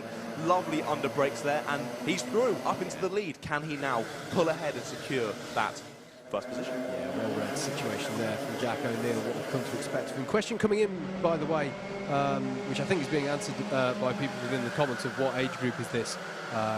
Is it just 16 plus? As Pagano there up the inside of Seeger through the stadium section. 16 plus being given as an answer. Yeah, that's generally true, but I believe we've seen drivers as young as 14 given dispensation to race. And of course, the big thing that changed last year was the Young Drivers' Championship got underway. So I don't want to misquote the exact age ranges for that, but definitely get on to club100.co.uk and check out the exact details of that if you're a young driver looking to get involved in the fastest arrive and drive karts in the UK. Head over to Club 100. Give JV a call. John Viger, the man at the top of all things Club 100. Give the office a call. You'll talk to himself, or possibly to Penny as well. They're very helpful. The number of times I've called them and they've just helped with my query, they're really helpful, really friendly. Give them a call and see how you can get involved, because they really are fantastic cars to drive. These two-stroke Club 100 karts. Club 100 making some fantastic opportunities, especially, as you say, for younger drivers. We've got Club 100 young drivers, and obviously, as we spoke about earlier, partnering up with BIKC as well. So loads of opportunities for you to get involved. And I wish I'd had all this when we were kids, mate. It would have been epic, but there we are. We've just had to settle with being bad drivers. Well, speaking for myself, not you, mate. You did incredible yesterday, so I can't say that. No, let's not get ahead of ourselves here. I'll probably look myself in the same category. Charlie Monk having a look at Dan Seeger now. Now it's starting to get, I know they're all scored together, but now it's for who's the top Class 2 driver in the field. And that's always a bit of a feather in the cap, with Dan Healy now on the tail of these two, looking for the opportunity as well to try and gain some extra points. Also, got to say, Monk with a very fitting helmet for today. I agree. Cheeky English flag on it. Love to see that, because of course it is coming home. It is. I have been told by someone that it is coming home, actually. Yeah, I saw it signposted. Dante Dillon with the fastest lap of the race, a 42.856 in his pursuit of Sam Essery. As Healy goes for the move up the inside. There we are watching it on stream. Fantastic move from him. 73 from Monk, trying to get the switchback with a beautiful English helmet. Not likely he's going to be able to do that, as they do make a little bit of contact. As number 2 puts his hand up, says sorry for that one, apologises, and moves on up into 4th position. I think Sam Essery in 7th might, apologies if this is wrong, I think that's the highest we've seen a Class 3 runner so far today, so really good drive. He was having a fantastic drive in his previous race as well. Absolutely. Very impressive. Absolutely. So, yeah, it's really good stuff from him so far, as we're on the last tour of the circuit for this 8th heat. This is the last of this second rotation. Rotations are 4 heats, 3 rotations, 12 heats. Each driver competes once in each rotation. That's the easy way to remember it. if that was easy. Josh Adams defending against Sam Essery here as they head towards hairpin 2. Is he going to give room to Essery? Yes, Essery is well placed here to get the switch back on Adams onto the back straight, and he is going to have the overspeed. I would have thought that he's going to be able to bring this one home. Yes, he is. And Dante Dillon, is he going to have opportunity to capitalise here? We do need to take a look, though, at start-finish straight, because it is now Jack O'Neill who's going to come round to take the win. There he is in the 99, taking the heat win. Pietro Pagano in second. Dan Seeger did well there, holding on to third place. Dan Healy in fourth. Charlie Monk in fifth. Sam Essery, hat off to you, sir, in sixth place. High Street Class 3 runners. Josh Adams, Dante Dillon, Matthew Cockram and Matt Collier rounding out your top 10. That was rotation number 2. We're going to go straight into heat number 9.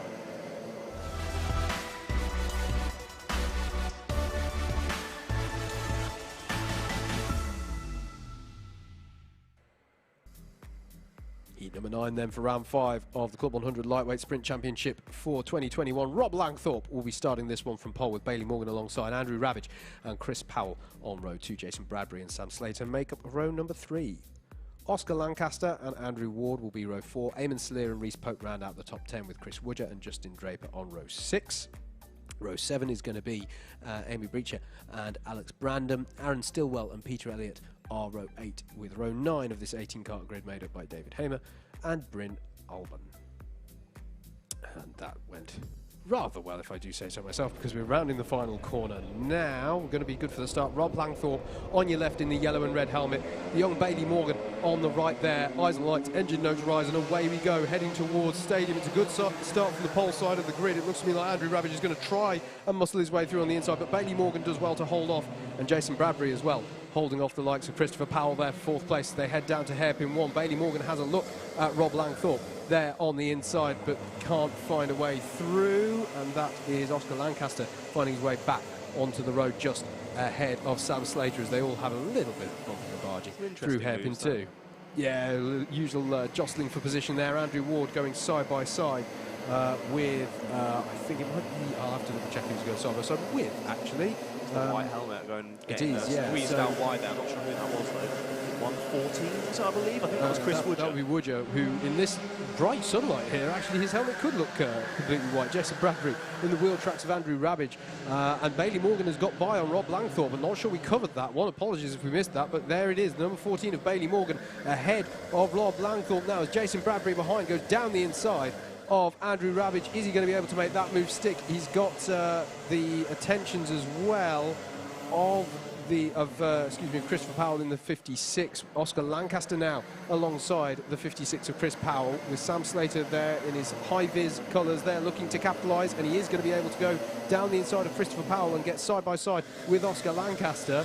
Andrew Ward now trying to get involved, and this is a disastrous lap for Chris Powell. He's just been taken off the line, and as is so often the way in sprint racing, if you lose out, there's a penalty for Justin Draper as well, which is for bump and pass. So 4 positions to be docked from the end of his race result, as Morgan's going defensive against Langthorpe. And I think that was Langthorpe saying, don't worry about me, we're working together for now. You just keep your eyes forward. But yeah, not a good lap there for Christopher Powell. That's so often the case that if you get pushed offline, you're not going to lose one place, you're going to lose 4 or 5. Such is the nature of kart sprint racing in Club 100. He got absolutely hung out to dry there. 2 sections of the track in a row. There's a bit of a send up the inside there from number 114. As you say, what I thought was an all-white helmet turns out actually is blue and white. So that's Woodger going up the inside. A decisive move to get up into the top 10 there. As we look forward to number 17. Who is that? We got Bradbury in third, being followed by Ravage. As we look back to number 51, that is Mr. Slater, one of our BIKC lads. In that, I do like his helmet suit combo there. It's a very, very sexy little combo. So he's looking very good out there on track and doing very well up in 6th position as he goes for the move into the second hairpin. But he's going to go deep. Number 109 is going to be able to get the switch back as there he goes. Human DRS, can he do it? It seems like it's helping, and it is. And who is that as well going to follow him through? That's Andrew Ward in the 46. And 42 as well. Reese Pope there as well, yeah, absolutely, having a look, but I think Lancaster's going to come back at him, and he's going to hold off he's going to stop the flow, as it were, because, as I say, he'd had that rhythm upset. For the lead, side by side through Stadium now goes Rob Langthorpe down the inside of Bailey Morgan. Is Bailey Morgan going to be able to switch back at the second apex and have a look again? We saw him very confident on the brakes into hairpin 1. Rob Langthorpe gives the gesticulation to say, let's work together here, mate. I'm not sure how compliant Morgan is feeling at the moment. That was a lovely little exchange, though, and saw the number 12 of Langthorpe back up into the top spot. Side by side, they'll go on the back straight, but I think Langthorpe got a good enough run off the corner such they'll be able to hold on to it for now. Lovely little battle there. We love to see a battle for the lead. As you were saying, just stick. I forgot my words. Telling him to be like, no, mate, come on, let's work together, let's move forward. We've got number 17 and number 61 of Bradbury and Rabbage breathing down their neck as there we go. We've got another penalty come through. Who was that for? It's Alex Brandon. It's an ABC takeout, which does not mean he's ordered cod and chips. It means that he's taken out another driver, so it's going to be a fairly hefty penalty. I'm going to assume from the way that he's dropped to the back of the pack that it is Justin Draper who was the victim of that taking out. Oh dear, not great for him as we continue to look at this battle for the lead. And as I was saying, they have kind of worked together, but I don't think that's out of choice from Morgan. I think Langthorpe has just got some incredible pace, and it's just about starting to build up that gap. But can Bradbury and Rabbage, are they able to join up to this pack and make it a four-way battle for the lead? We've still got a couple of minutes to go, so it's definitely a possibility. It says on YouTube, perfect execution of the elusive human DRS. Yes, agreed. As Andrew Ward there goes down the inside of Sam Slater. Great move. Really nice move from Andrew Ward, driving well so far today. As Reese Pope now will be the next to have a look at Sam Slater. A little too far back this time around. It is a good combination. My head, no disrespect to Sam, gone for some good colours. My head does just have to do a brief "it's not Ed Bars" check. That's just me. That's just me as someone who spends probably too much time looking at all these helmet and suit combinations to try and learn the drivers. Rob Langthorpe still leading this one ahead of Bailey Morgan. For now, Jason Bradbury there, new fastest lap of the race, is trying to get onto terms, which is immediately beaten by Andrew Ward there, a 43.1, so good pace here in the top pack. And the driver I didn't mention amongst the top 5 there, Andrew Rabbage, having a really good drive at the moment there in the number 61 kart. And Bailey Morgan still having a look now. Rob Langthorpe, this is a little bit early for me, John, for the gloves to come off between these two, because they're going to give the opportunity to Bradbury in that number 17 and possibly even to Rabbage as well. So I don't know, this is early doors to be breaking up. Well, I say working together, they haven't really worked together that much throughout the race actually, but the general sprint theory, you work together to open a gap and allow yourself the space to fight, the room to fight towards the end, hasn't quite been observed. I reckon we've got 2 more laps of this one left. Yeah, I do have to apologise to Bailey Morgan. I thought that Langthorpe was pulling away a little bit, but that has definitely not happened. Morgan right on the rear end and is going to look for a move here. Are they? Yes, they are. What a send up the inside. Use a little bit of argy-bargy on exit. Not able to make it happen though, and this has allowed for Bradbury to catch up, and he's well involved in the fight for first now, as it's probably going to go on to the last lap, next lap. So this could prove very interesting final few corners. Absolutely, and I just wonder if that's as much as Rob Langthorpe needs just to bring this one home, although Morgan, as you say, has been very good at getting onto the back. The difference this time is that he's got company to try and deny him that opportunity. There's Sam Slater still in 6th place, keeping Reese Pope at bay. Christopher Powell trying to get onto the back of that one as we're on to the last lap. And if they start to fight, Rabbage could easily be on the rear of this as well. Very true. Is Bradbury going to have a look here? This is a part of the circuit where Bailey Morgan's been quite strong, but he's going to go on the outside, try and get the switch back here, and hope to be given the room on the driver's left, which he just about is, but actually Rabbage closes up quite a bit under braking for that one as well. I think all of this jostling for position is going to allow Langthorpe to bring it home as well.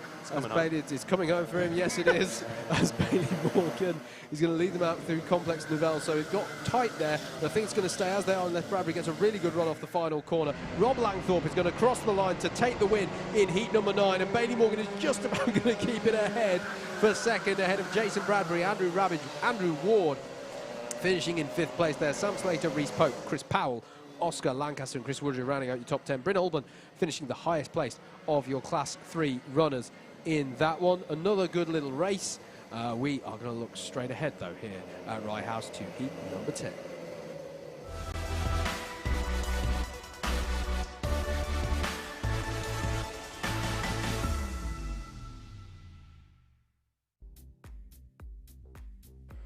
Here we are then, swiftly moving on to heat number 10. We're making our way through these races, have a lot of fun doing so. For this grid, we've got Hussein Rashid and James Martin on the front row, followed by Dante Dillon on third. What can he do from there? Cameron Williams on fourth, with Callum Brewell in fifth, and Steph Theodorou on sixth. They're followed by Alistair Irvine, winner of a race earlier, with Darren Teal alongside him. Then Pietro Pagano and Tony Philbin on row 5. Then Mike Coppin and Matt Hugo just behind, followed by Aidan Rudge and Sean Glennon. Then behind them on row number 8 is Samuel Essery and Jagjit Singh. Then Sam Morris and Dean Everest. And rounding out the grid in 19th is Tim Clark 2. So lovely. This is going to be a great race as they're already coming around the final corner, ready to begin. We've got, as I say, Rashid and Martin on the front row. The pole side is looking good throughout the rest of today. Will it be again as they revs rise and they're off? Number 10, as I say, leads it and already has a slight gap. Dante Dillon sending it up into second, as well as the second place man has really gotten moved back, as Alistair Irvine, I believe that is in the pink helmet, has had a great start, moving up into fifth, almost fourth position, sticking it on the outside as they are 3 wide on exit. He's going to have to go around the inside of the barriers, making the split decision there, definitely the better one, as there's more contact going into the second hairpin, as I'm going to hand over to you, Howard. Yeah, no, fine. Yeah, Mike Coppin getting off to a good start as well, reading the opportunities well there on the tail of Irvine as they come through Complex Nouvelle. Theodorou there leading Martin and the number 6 of Daz Teal as well through the final part of this lap. But it is going to be Hussein Rashid at the front of the field. I am not race control, I want to make this clear. That looked almost suspiciously good from Rashid. I'll leave it at that. I'm not certain that's not my call, and I haven't got all the details in front of me, but rarely do we see a start that was an incredibly good start. To the advantage of Mike Coppin. Looks down the inside of Alistair Irvine, and Irvine again is, I think, going to have to make friends with the outside of those tyres. Can you tell he's racing the BUKC a lot? As Brewell comes in, and that's far too bold on the brakes, and he can tell he's messed that up. Pagano is going to benefit, but even more than Pagano going to benefit, Aidan Rudge, I think it is, in the 125, is going to really benefit from that. It is, I think, the 125 coming up there as they all work it out, but that was just a misjudgment from Brewell there. Very uncharacteristic for him, I must say, as he's got way back in the field here. And yeah, you're going to see Aidan Rudge jump up there. Aidan Rudge, excuse me, up into 7th place as Brewell now is having to go defensive against Matt Hugo there in Stadium, so that really did not pay off there. Back further ahead, James Martin leads Daz Teal in their pursuit of Steph Theodorou over 3rd, as they're all well out of hairpin 1 we can see out of our window. But here at the front of the field in all of that, Dante Dillon has got past Hussein Rashid. Rashid looking a little bit confused, as much as one can attribute emotion when they're wearing a full face crash helmet, but Dillon there up into the lead of this race. Yeah, great move from him, moving up into the lead. Go on, Dante, as he kind of gets out of the car. That's the opposite of the DRS. That's the drag increase system. So Dante Dillon, who's making it very easy for us to shine a light on the British Indoor Karting Championships today. He's got a penalty. Which might have been why he was raising himself up in the seat, maybe to acknowledge a penalty there. Odd way to acknowledge it, but it's a bump and pass. And that might be why Rashid had his hand in the air, because it was an unfair means by which Dillon took the lead and did not elect to give that back. So Dante Dillon to be top 4 positions at the end of this one. So even if he wins it on the road, he is not our winner. Mike Coppin chasing Pietro Pagano as Alistair Irvine gets his penalty as well. Track limits gaining an advantage at some point around the track. I'm going to guess that's going to be his excessive use of the outside of the tyres coming out of hairpin 1. Yeah, he went the outside of the tyres, but the guy who then went past did wave him through. Yeah, so, but I think, I don't know, because it got a little bit messy there, because of course Brewell arrived very quickly on that scene and sort of tangled it all up a bit more. Yeah, it was all a bit... But I can sort of see race control's call that he kind of kept his foot in it and was still a part of that fight because he went around the outside of the barrier. I think the first time Irvine did it, it was fair game. The second time it was judged, I think, to be one at fault. He got a warning for the first one as well, so it makes sense that he then gets a penalty for the second one. But as we saw on the big camera shot, the big battle near the back of the pack, they all had a bit of a tangle and they've all split up a bit. But now we're looking further forward from Theodorou 3rd downwards. We've got about 3 or 4 packs of 3 or 4 carts. This is proving very interesting. About 3 minutes to go. Yeah, Tim Clark with a penalty, unfortunately, for bump and pass as well. So a few penalties now coming to bear on this race as Pietro Pagano there is battling with Aidan Rudge, I believe that was. Steph Theodorou still keeping some of the charging Class 1 runners in this race at bay in the form of Daz Teal and James Martin there, and Alistair Irvine on the back of this now in the number 36. 3 minutes left on the clock. Dante Dillon does lead, but remember has a penalty to be applied. Hussein Rashid will have seen that, I imagine, and will quite possibly have clocked, even if he hasn't memorised all of the numbers, as Daz Teal has a look at Steph Theodora, but Theodora keeps the door closed all the way through stadium there. And this is the kind of stuff that's going to allow Ada Rush to, as Theodora maxing in on the brakes there, as James Martin tries to prise open the door on Daz Teal, but thinks better of it for now. He's going to slot into position, and Alistair Irvine this time not gaining an advantage by track limits, is looking for the opportunity on James Martin, but Martin needs to be careful as he comes back across the racing line that he doesn't close off the line for Irvine. He does not do so, but yeah, Hussein Rashid, your net leader at the moment, right in the wheel tracks of Dante Dillon. He might be on for an out-and-out pass for the lead of the race, but also if he's clocked that the penalty is for Dante, there's no point going all banzai move on this, as Daz Teal does go down the inside of Steph Theodoro this time and does what he was not able to do a lap ago. Alistair Irvine looking for a way past James Martin, but it's not on there. And here is Dillon defending against Rashid. I do have to give a shout out to Mr. Raj, moved down to 8th position now as Coppin has got him, but he did get a contact warning for his pass, so doing a very good job of defending his Raj, and has now Pagano breathing down his neck. So in Class 3, having to fight with 2 Class 1 runners, doing a great job. I just spotted on the long shot there down the back straight. I think Pagano may have got him. Yeah, read the drama of a few laps ago really well. He really read that well and was able to capitalise, and now he's in a position where, yes, he is having to defend, but he's a Class 3 driver defending against Class 1s out there because he was able to read those situations well. So well worth the shout-out. Steph Theodoro now with James Martin in the green helmet on his tail is going to think about going defensive. He's going to go defensive and is so aggressive, uses that snap oversteer into the hairpin. It looks fantastic. It looks fantastic, and it probably allows him to turn that car really nicely on a dime through the hairpin as he flicks it back. Just gets the dynamics of the kart working nicely there. Irvine's still not able to find a way of prizing open the door for James Martin, as we're going to be surely going on to the last lap of the race this time when Dillon and Rashid cross the line.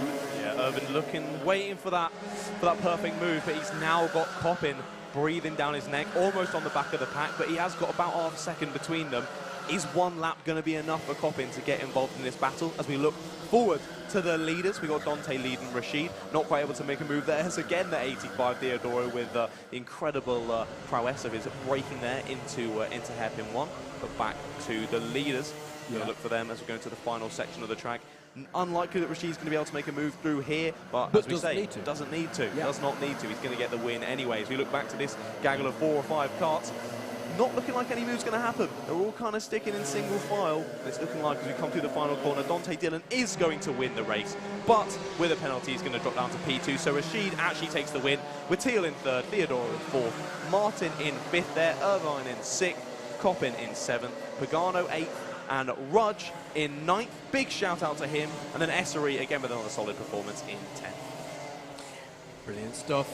Brilliant stuff. Don't forget, by the way, results.alphatiming.co.uk and click on Club100 for the confirmed results of each of these heats. Here, though, on your live stream from Alpha Live, we're going to look ahead to heat number 11.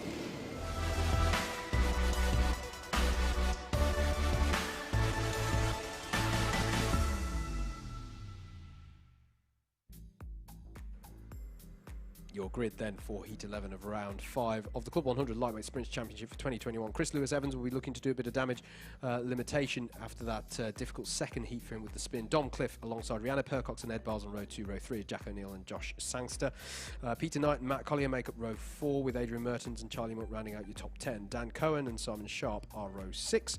Row 7 is going to be Rob Kassam and Matthew Cliff. Bartek Barakonsky and Finn Farrow make up row 8. Row 9 is Peter Sharp and Russell Cooper. And then Matthew Cockram will round out your 19 karts on the grid. And if that felt like quite a quick run through, that is because we are going straight into this one. Chris Lewis-Evans in the 130 leads them away with Rihanna Percox on the outside, on the anti-pole side of the grid. She's also got Jack O'Neill behind her as well, in fact Ed Bars as well. This is very interesting from a championship perspective to have Bars and O'Neill. This is the first heat of the day where we've had both of them in at the same time. For now, though, it is Rihanna Percox, though, going side by side with the 45 of Joshua Sangster, but now Sangster drops down. We've got a spin at the hairpin. Yeah, so that is going to be Matthew Cockram, who's got to recover that one. Here is O'Neill versus Percox, though, onto the back straight, as he's going to be looking up the road and seeing Ed Bars here challenging Chris Lewis-Evans, who at the moment is absorbing the pressure brilliantly right now. As they work their way through, snaking through the last section of the lap, important to string it together through the S's so they can get best exit from this paddock corner. At the end of lap one, then, it is Chris Lewis-Evans ahead of Ed Bars, Rihanna Percox in third, under pressure from Jack O'Neill, and here is Ed Bars in the one, pressurising the 130 of Chris Lewis-Evans. One with a thought he's going to try down the inside of hairpin one, and he is indeed going to make that move stick. So Ed Bars to the lead of the race.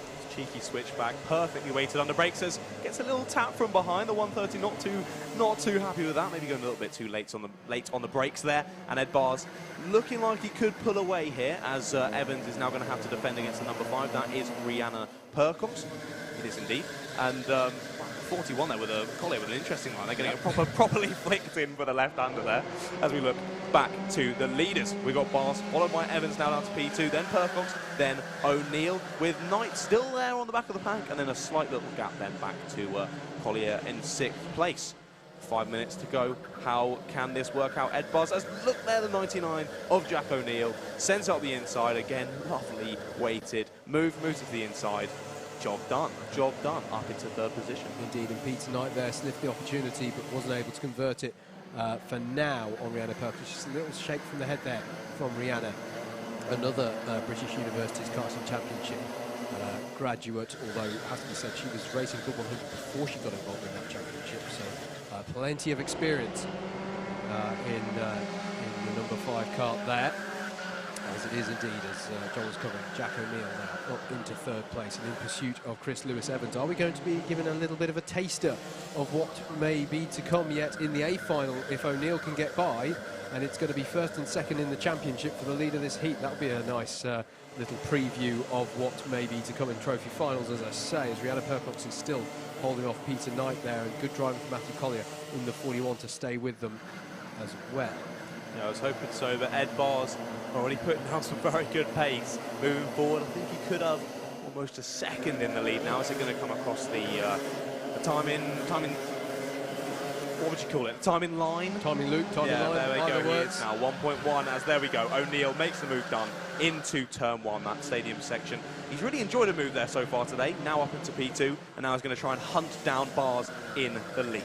Absolutely going to be interesting to see if he can close that down, because Ed Bars will have some, well, he has got some rude health to his pace from 42.961, the fastest lap of the race, with him on that last lap.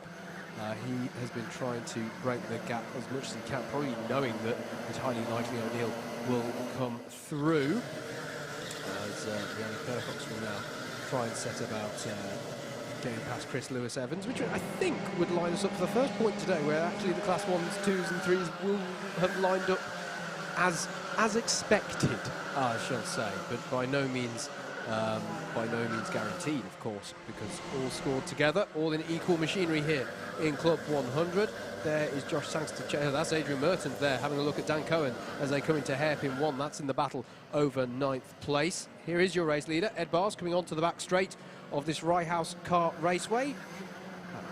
Perhaps quite most famous is Rye House, of course, for playing a very important role in the early career of a certain Lewis Hamilton. Really? I know. Very well known fact about Rye House. As there's another fastest lap of the race from Ed Bars there of 42.820. But we got to mention it. It's whenever you're at Rye House, you acknowledge Lewis Hamilton. Whenever you're at Clay, you acknowledge Jenson Butler. It is great that Club 100 is able to come to these genuinely the premier kart venues in the country.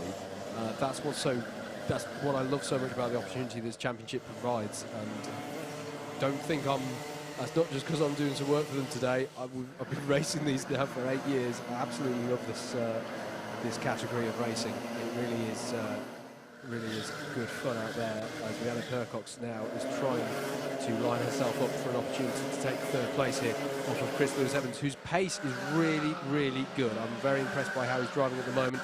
but he is coming under increasing pressure at the moment. Just calm down a little bit, this one. That's a relative term, but it has calmed down just a little bit as people are trying to get onto the back of their respective prey, if you like, within these battles. Yeah, I've been very impressed by Chris Lewis Evans, actually. I thought he might fall behind Rihanna a little bit quicker than he has, but done some great pace. Yep. Keeping her behind, not even like having to defend loads. He's just there on his own pace. Just allowing his own pace to speak for itself. Finn Farrow's got past Rob Cassan for a 12th on that last lap as well, so changes happening in Class 3 there, as that is the 41 coming out of the final corner. And then just saw a glimpse of Charlie Monk, who we haven't mentioned too much this race, but doing all right. And I think it's gone relatively well. I'm just trying to think back through them. Can be quite difficult to think back through because we have quite a few of them. We've had a decent number. And I think also this might be the first heat where we haven't had a single penalty. So the boys keep it very clean out there. Don't say that. Oh no, that first commentator's curse, is it? We're going to come on to the final lap very soon and we're going to see someone just absolutely send it. 3 penalties, oh dear, that's going to go. Oh, But yeah, as we say, Ed Bars, I believe, is just going to come across the line now, going on to the final lap, and his pace has been unbelievable. I was going to say, he's been able to set the pace such that Jack O'Neill hasn't been able to close that gap. And this is interesting to me. This is interesting to me. I was saying earlier how, you know, Ed Bars needs to start taking the fight to Jack O'Neill even more so than he has been. Impressive though his scoreline is, O'Neill with those straight wins at all 4 rounds, you need to start. If Ed Bars is going to retain his title, he's got to start having performances like this. Will this be the case in the A final, or will it be the case that because they don't have to work their way through traffic, they'll be right on top of each other, and which way will it then go? Going to be interesting to see. But for now, though, coming around the final corner at Paddock, it is going to be Ed Bars who takes the win in heat number 11. Looks behind, where is everybody? He wonders, but it's because of his amazing pace there. Fastest lap of 42.693, which is pretty fast. That's a very impressive lap time around this circuit. Jack O'Neill in second. Chris Lewis Evans did well there to hold on to third. Held off Rihanna Purples there. Peter Knight fifth. Matt Collier, Joshua Sangster, Charlie Monk, Dan Cohen and Adrian Mertens rounds up the top 10. Well done to Simon Sharp, highest placed of the Class 3 runners. We have just one more lightweight heat to go for you here at Rye House. We've got through them all nearly. Coming up next is heat number 12, that final heat for you here at Rye House.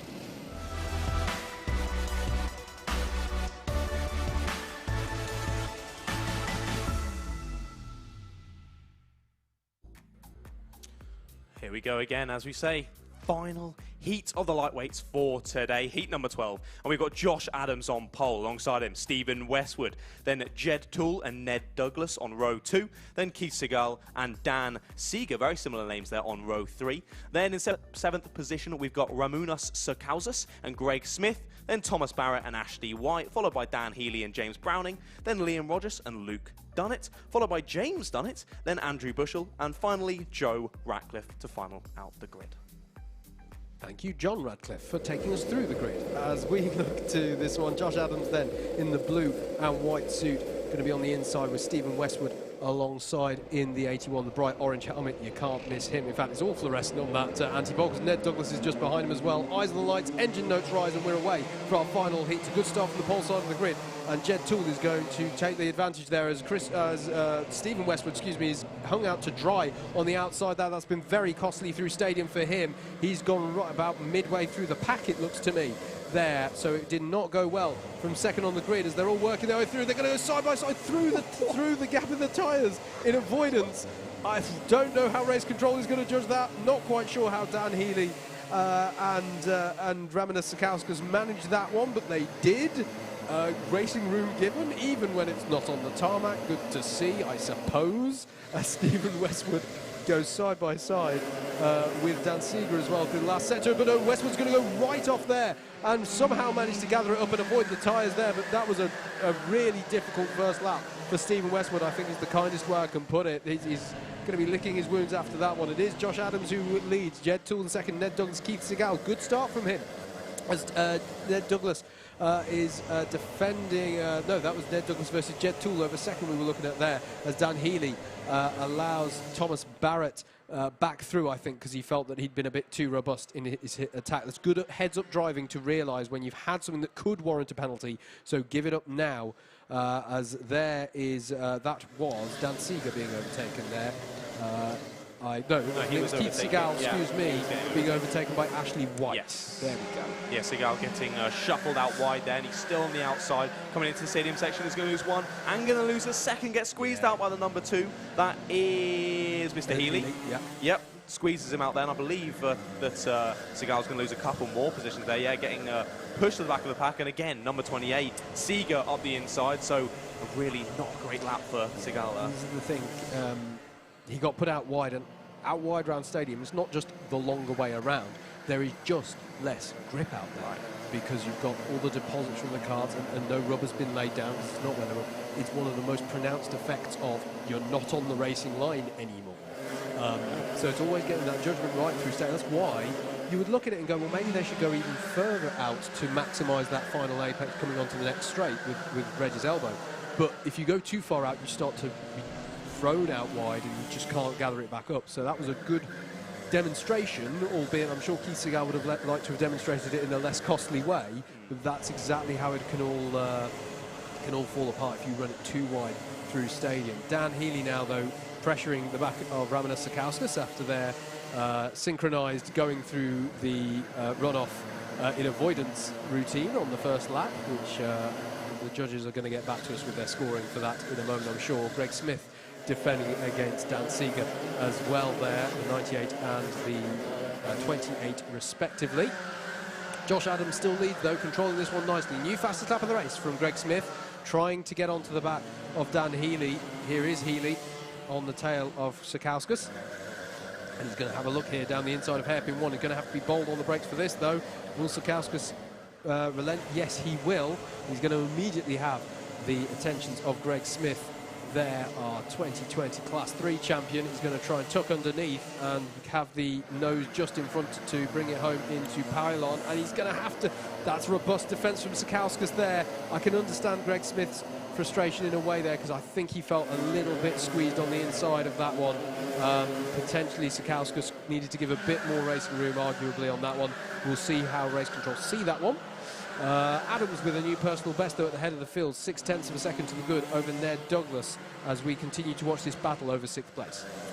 I have to agree with you there. I thought he was going to get squeezed to the barriers on the inside, so I think the touch then pushing him wide was okay, as there's more contact down into the first hairpin. There was Seeger again, getting all a bit feisty now with only about 3 minutes left in this race. I just saw a spin out my window, sorry, you can't see it on stream. That is Joe Ratcliffe. And we were talking about Lewis Hamilton earlier. He has a beautiful purple and black Lewis Hamilton helmet on. So there you go, the return of Lewis Hamilton in Joe Ratcliffe. There we go. Nice to see. Here is your lead battle though. Ned Douglas pursuing Josh Adams, and then there is the battle for 3rd, and then there was the battle for 6th. So we're breaking off into little groups here. Here's your 3rd place group, and then here are your leaders: Josh Adams, Ned Douglas through hairpin 1. Still plenty of time to run with this one as well, so opportunities are plenty still to come. Jed Toole, as I say, some 2 seconds behind. You'll see him in the background there leading Ashley White and Dan Healy, and then comes the battle for 6th with Greg Smith in the green helmet and suit at the moment leading that particular exchange. Yeah, a few nice battles opening up in this one. Adams with only about 3 or 4 tenths in it at the lead, with Douglas breathing down his neck, and then a little bit of a gap of about 2 seconds or so back to the battle of 3rd, 4th and 5th of Toole, White and Healy. So all hotting up. Beautiful shot of the high-vis Club 100 man there as we enter the first hairpin. Adams continuing to hold the lead, looking back, making sure he's got a good amount of space to take his proper line through the secondary hairpin, holding this lead just about, as another contact warning for Dan Seeger. Do we have many penalties that have come through so far? We've got a cone penalty for Joe Ratcliffe. He's had a spin, so that's not going to matter too much for him, but otherwise just a lot of warnings. Yeah, but warnings can amass and become penalties, of course, so the drivers do need to heed those and take the necessary caution. Ashley White and Dan Healy have got by Jed Toole on that lap. It's a new fastest lap of the race from Stephen Westwood, who's trying to work his way back up the order, having started second on the grid. It just didn't go his way through He just stadium. had the fastest lap. Yeah, it's Dan Healy here, down the inside of Ashley White, but he goes in too hot, and Ashley White's able to claim it back. Meanwhile, in the lead battle here, Ned Douglas looks to me like he just had a very earnest attempt for the lead there into hairpin 2, which we joined the final part of, if you like. Yeah, still Ashley White ahead of Dan Healy behind. Yeah, this is hotting up now. Adams beginning to look behind him, beginning to realise, okay, I think we are going to go on to the final lap here. If it updates, it is indeed. So we are on to the final lap. He was looking behind through that second last lap, looking to defend, knows, okay, this is it. I've got to keep him behind for these final few corners. Can the number 19 of Douglas get a good exit? He goes for it, up the inside, deep on the brakes. Are they going to make contact? Not quite, give each other racing room. And Adams is able to get the better exit there and take him back round the outside, and that's actually allowed for a gap to open. So that bit of a send from Douglas there might have actually hindered him going into the final part of the race. We're going to look back to the battle behind. We've got Healy leading them, I believe, now, who must have made a move on this lap on White to move up into third position, taking the podium as they're going to come through the final section of the lap. And it is Adams to take the win. Some good defending from him there to keep it away from Douglas in second. Then Healy, as I say, doing the fastest lap on the final lap to take third position, with White just behind him. And we had Smith in fifth, Toole in sixth, Barrett in seventh, Sakausis in eighth, Seeger in ninth, and Westwood rounding out your top 10, not having his best race of his life, but managing to work his way back up and steal some points for himself. There we go then. We've done all of our heats in the lightweights for today, and that means it's going to be time to toss up all the points and work out the grids for our C final, our B final, our A final. We will talk about how all of that works. We are going to take a bit, you'll understand, they've been coming quite frantically, these ones. We're going to take just a quick break here on comms, and then be back with you just as they're topping those scores for the finals. We'll be back with you very shortly here on your Alpha live stream of round 5 of the Club 100 Sprints Championship. Welcome to Alpha Live, the live streaming service where you can be part of the action from home. You can watch via your smart TV, phone, tablet, or even your gaming console. We've got you covered. Just head to the YouTube app on any of your devices and search for Alpha Live. Here you can watch all of the events, or you could choose from our vast library for those lazy days in, all in beautiful HD. Be sure to hit that subscribe button and click on that notification bell so you don't miss out on any future videos.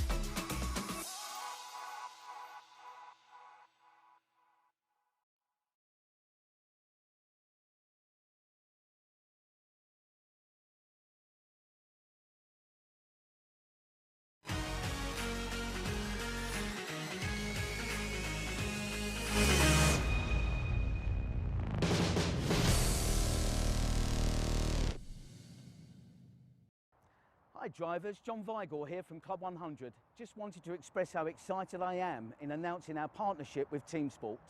Club 100 is sponsoring 5 of the British Indoor Karting Championships and offering those champions and runners-up an amazing opportunity to race for free in 2021 in our Young Drivers and Rookie Championships.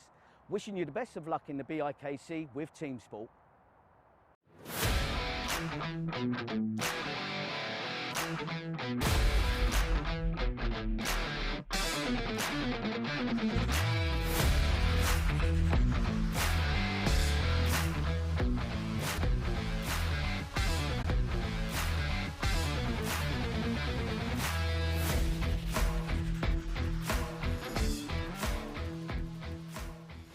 So yes, Club 100, we are launching the first ever high performance two-stroke arrive and drive series for young drivers.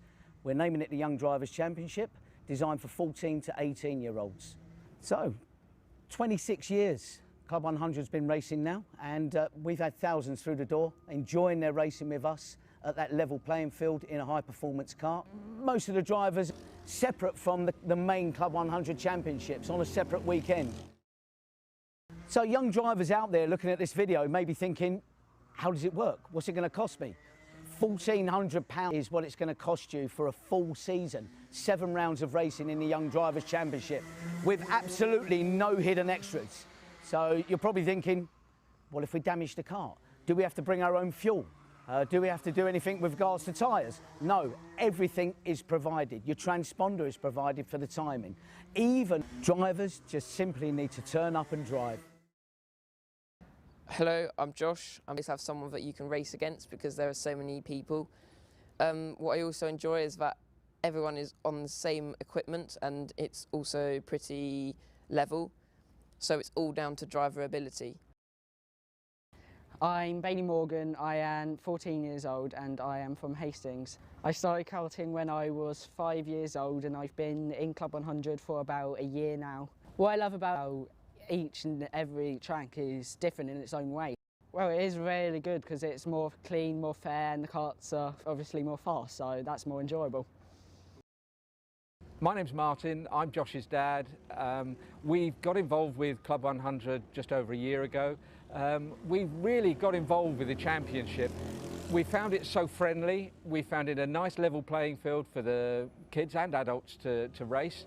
But more than that, it's a good talking to his chums that he's met racing. We're talking to the parents. It's become a real social event with us. Right, my name's Chris, I'm Bailey's dad.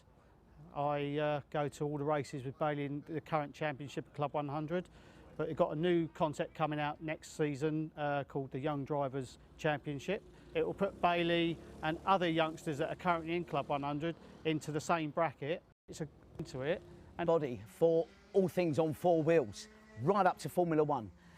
They recognise Club 100 and they think the Club 100 concept is a good thing. And they really do want to get involved in the Club 100 Arrive and Drive concept.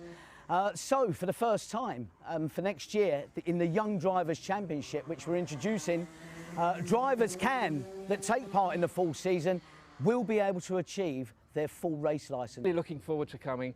Joshua, to be able to race with people his own age on a level playing field is second to none. I can't wait to race in the Young Drivers Championship.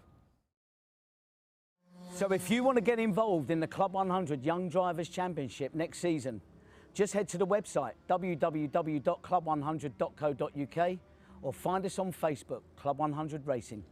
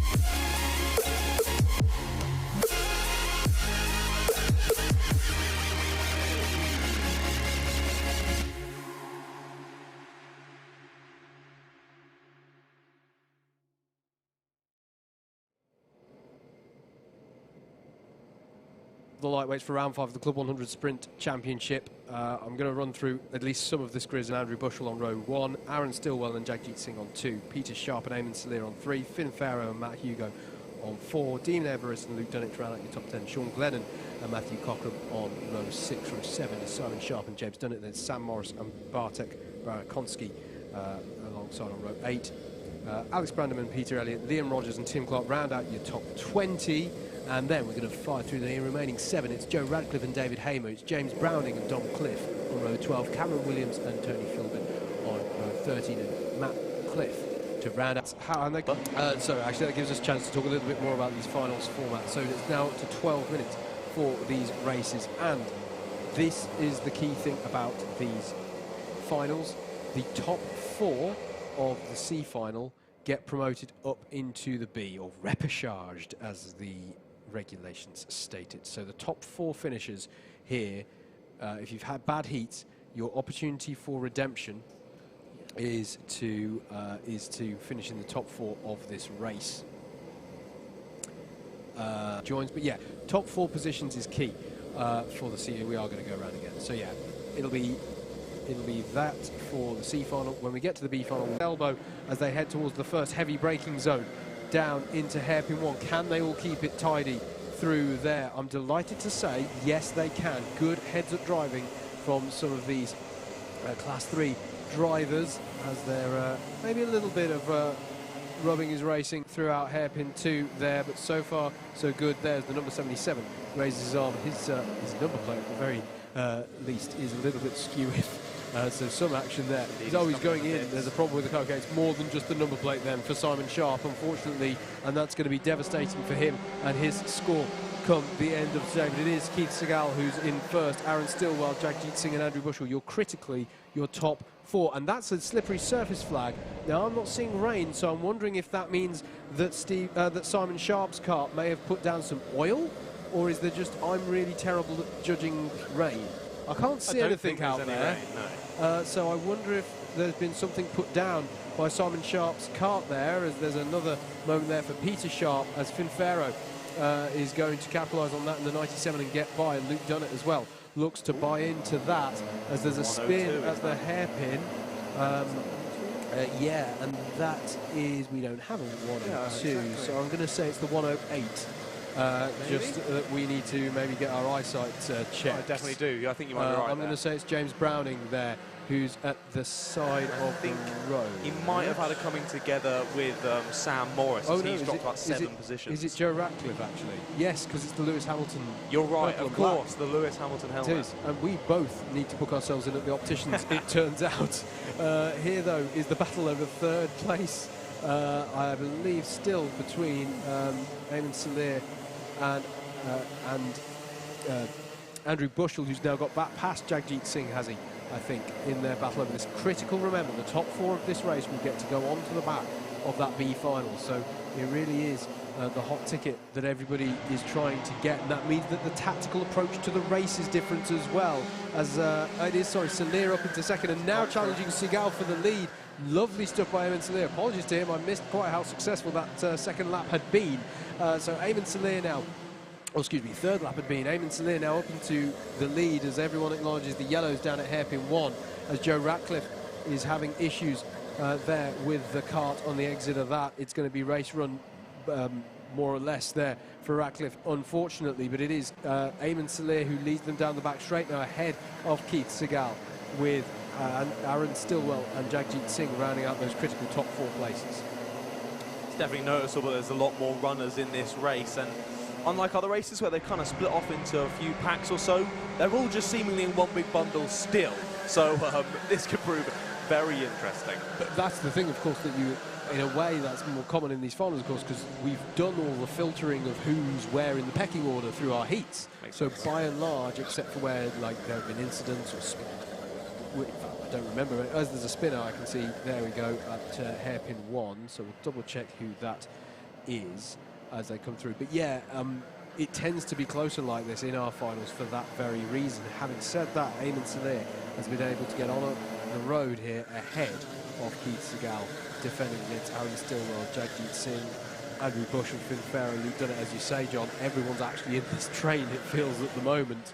As we've still got 8 minutes to go, because remember, we've got the longer 12-minute times to these heats. It was Matt Hugo who had the spin there, and he's dropped to the back of that big pack in 18th position now, so frustrating for him as Finn Farrow gets a curb warning. Again, the boys got to watch out for those warnings because they can build up to be penalties, and then you've just screwed yourself out of a lot of points. But as you said earlier, man in the lead. How did you pronounce his name again?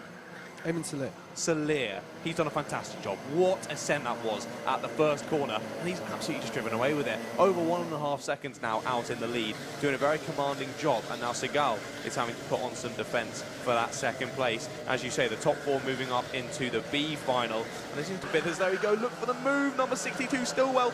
Can he hold it? He's still got his nose in there, a little bit of contact there is, and we can't see what's happened. They are still side by side, and look who's that, the 66 of Singh, gonna make it 3 wide? No, he's not. He thinks better of it, moves back behind the 2 of them, but they are still almost 3 wide now. 37 and 52 are getting involved. 52 is going to send up the inside. That is Bushell. A little bit of rubbing there as nearly took off from the curb there, number 37. That was done it, and then 4 wide. It's just all jostling and diving between each other. Yeah, Peter Shah, Luke Dunnett. Stillwell needs to pick his moment a bit more, in a way, a bit more cleanly than that, because right now he's going into the B final. Yeah.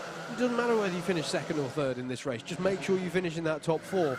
And it's doing moves like that. And you saw the way that on that lap, as Stillwell again is going to try, and that's contact between himself and Segal. And I'm not sure how much room was given by Segal on the inside. But at the same time, that wasn't, for me, that wasn't quite decisive enough from Aaron there. He needed to have more of his kart alongside before they got to that braking zone. Again, easy to be, you know, the king of hindsight on this one. And it's worth saying as well, you know, for a lot of these Class 3 runners, this might be the first time that they've raced here at Rye House. They're still, I mean, it is the Class 3 novice class for a reason, right? Yeah. They are getting used to it, but yeah, it just didn't go Aaron Stillwell's way, and now that is unfortunately the end of his and Keith's opportunity to get up into that B final, and Stillwell indeed has been issued with an advantage by contact takeout penalty. Not too surprising. I think that was, yeah, Keith was defending aggressively, there's no two ways about it, but yeah, just I think you've got to, this is what I was saying earlier actually, that you'd think looking at the track, oh yeah, under braking to that hairpin sometimes to make it work, and I think you saw it there where just trying to run it with the overspeed didn't pay off. Nevertheless, Jagjit Singh now in 2nd place, Peter Sharp and Luke Dunnett in your 2nd, 3rd and 4th places respectively, and that is being challenged by Andrew Bushell, though. He is right on the tail of Luke Dunnett at the moment, so a good battle over that 4th place. Eamon Salir where everybody else is, but aided, of course, not to take away from his pace, but aided, no doubt, from the amount of jostling for position going on behind as well. As we're within the last 5 minutes of this one. Here is Jagjit Singh and Peter Sharp. This is the critical thing for me, John, and this is something we talk about so often since we've moved to this format in Club 100 racing. This is where the smart thing to do, maybe a few laps it was different because everyone was still bunched up, so maybe you felt more secure at the head of the field, but now definitely Jagjit and Peter just work together. Just get yourselves onto the back of that B final grid and then have the best battle you've ever had between yourselves in that next race, but get into that next race because that's where the opportunity of the bigger points are. If you're Luke Dunnett, though, you are, to use the Formula 1 phrase, you are on the bubble right now, so you are going to be looking over your shoulder a little bit at Andrew Bushell. Matt Cockram, Aaron Stillwell still factors in this, but of course Stillwell with that penalty for the takeout, even if he were to finish down the top 4, he wouldn't be scored as such. Yeah, as you were saying, that Peter Sharp was taking a good look behind him, seeing what he needed to do, and I think taking the smart option of sticking behind Singh and just working together, build out that pace up front and get the gap and secure that entry into the B final. But as you say, Dunnett is on the bubble. He's got about 6 tenths now on Bushell, but Bushell's still there, still could prove an issue, as we have still got about 3 minutes left in this race. Yeah, Finn Farrow having a look at the back in the early part of this lap of Aaron Stillwell. Finn's been, do you know what, just noticed the odd cheeky move from him today. I think Finn's been battling quite well out there. So keep an eye on whether he can get a move done, although I don't think he was able to make payoff, so he has perhaps got James Dunnett giving him slightly closer attention as the fastest lap of the race from Jagjit Singh. We're looking here then at Andrew Bushell on the back of Luke Dunnett. That is the critical 37 versus the 52. That is the final ticket into the B final. With Cockerham just breathing down their neck as well. He knows if they start battling within a few corners, he will be on them. Yep, if I was him, that's exactly what I'd be hoping for them to do. As number 37 giving a big look behind. He knows what's going on. He knows he's going to have, obviously, as much as he goes a bit wide, he's leaving the door open, but not going to quite work through there. Bushell is going to have to sit behind him. But as we say, number 30, even that tiny little bit of battling there, and he's already moved up behind them. Yeah, but how's Bushell's run out of the corner? That's the interesting thing. Not good enough to line home penalty for Dunnett. And that's it. That's so costly for him right now, because he is 1.3 seconds off the back of Singh and Sharp. Singh and Sharp don't look to be... In fact, they've spaced out a little bit now, if anything. So for Luke, that could be it for his opportunity to get up into the final. Having said that, here's the critical thing. Andrew, unless he's been very savvy with knowing his numbers or seen Luke acknowledge the penalty on the digiflag, won't necessarily know it. He might still think everything's on the line, we've got to go for it. And if you're Luke Dunnett, yeah, okay, maybe you're not going to get into the B final, but you still want points, so it's still in your interest to defend the position. So whether that actually changes the dynamic in the battle is a different thing, but it does, unfortunately, as there is Cockerham up the inside of Bushell through Stadium. Bold move there, managed to hang it on the inside, and he's now put himself in. He may not know it. This is the key thing. He may not know it because of the penalties and not knowing who's got what penalty, but he has just moved himself up into that last but he will now feel he's in the pound seats to challenge for the last of those promotion spots. Yeah, it was a good move from him, and he's looking like he's got very good pace as Cockerham. He's made that move stick, and he's already pressing on to try and overtake Dunnett now. But as we say, he might not really realise that he doesn't actually need to. So hopefully, we're going to go on to the second last lap, I do believe now. Yeah. Hopefully, if he goes from here, he doesn't kind of do a big old send and ruin his entire race without realising that he's kind of already done it. Eamon Salir leads by some 1.6 seconds. Good pace shown by Jagjit Singh in this race. Another fastest lap of the race has bridged the gap to Peter Sharp, but I don't think Peter's going to mind, because actually I say that he's being pulled into this battle, isn't he? I've just realised the 76 is dropping back here onto the 37, so that is not that is not a done conclusion by any stretch. He had a second and a half starting this lap, and he's only about 10th. Might have just had a moment, gone too deep in a corner or something, we don't know, but either way, as we go on to the last lap, but this means it's that not Dunnett secure. Now has the opportunity he could to get back up. Yeah, if Dunnett can get by, he will, even with the cone penalty, get up. You're absolutely right there, John, and in doing so, he would be denying Cockerham that as well. The leaders go through. As here is Cockerham. Yeah, Cockerham trying down the inside, and he's going to be bold, and there's a little touch, and he knows he's got to allow Sharp back through. That savvy driving hasn't allowed Dunnett to come back at him. No, it hasn't. So and in fact, Dunnett's suffered quite heavily out of that, because here's the 52 of Bushell. He knows that this is the last ticket to the B final, I think, as well. So he's going to be trying his best. It is going to be Eamon Salir who comes across the line to win the C final here and get his promotion, as will Jagjit Singh. Peter Sharp, who's going to come across third, though? It is going to be Peter Sharp, and then Matt Cockerham, who bags himself the last place on the B final grid. Andrew Bushell, disappointment for him, just misses out. Aaron Stillwell finishes sixth, but obviously with quite a penalty to be applied for the incident with Keith Segal.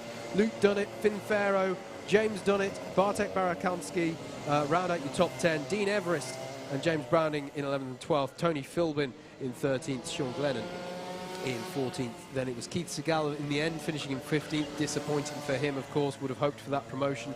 Alex Brandon, Tim Clark, Matt Hugo, Liam Rogers and Sam Morris round out your top 20. And then we saw quite a few issues, actually, for drivers out there. Peter Elliott, Joe Radcliffe, Simon Sharp, all having difficulties, I think, in that one. That was your C final. We're going to be moving straight into the B final next here at Rye House.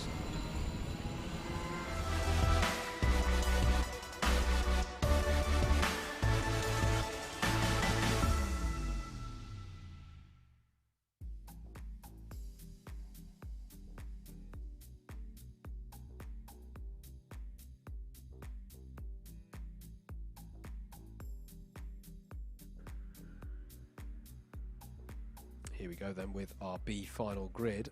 We've got the graphic for this one. There we go. Charlie Monk will lead the B final away here with Jed Toole alongside Callum Brule, and Adrian Mertens are on row 2.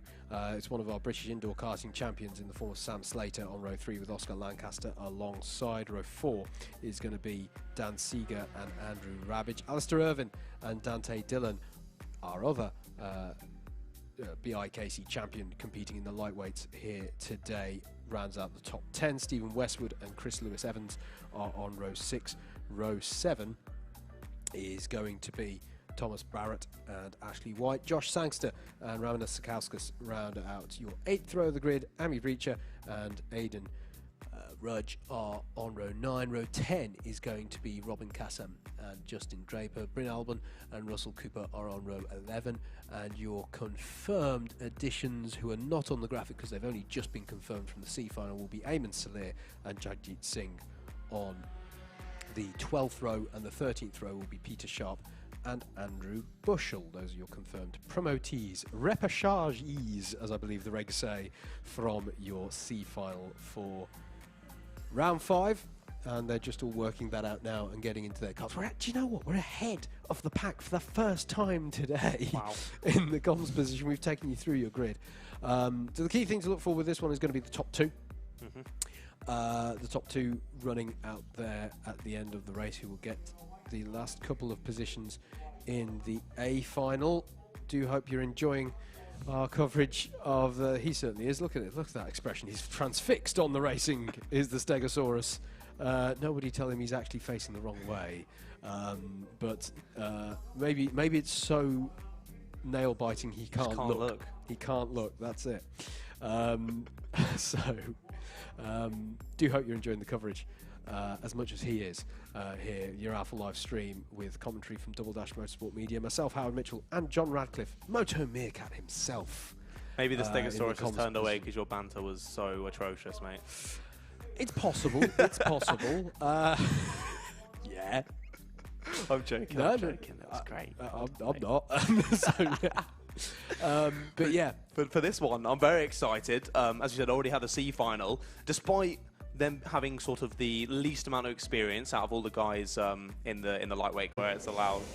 That's terrible news to me for a start this time round. Hopefully, hopefully, and we'll see if, as you say, if he can bring it home from absolutely. Charlie Monk with the St George flag on his helmet there. Jed Toole alongside, and then Callum Brule and Adrian Mertens, your second row there.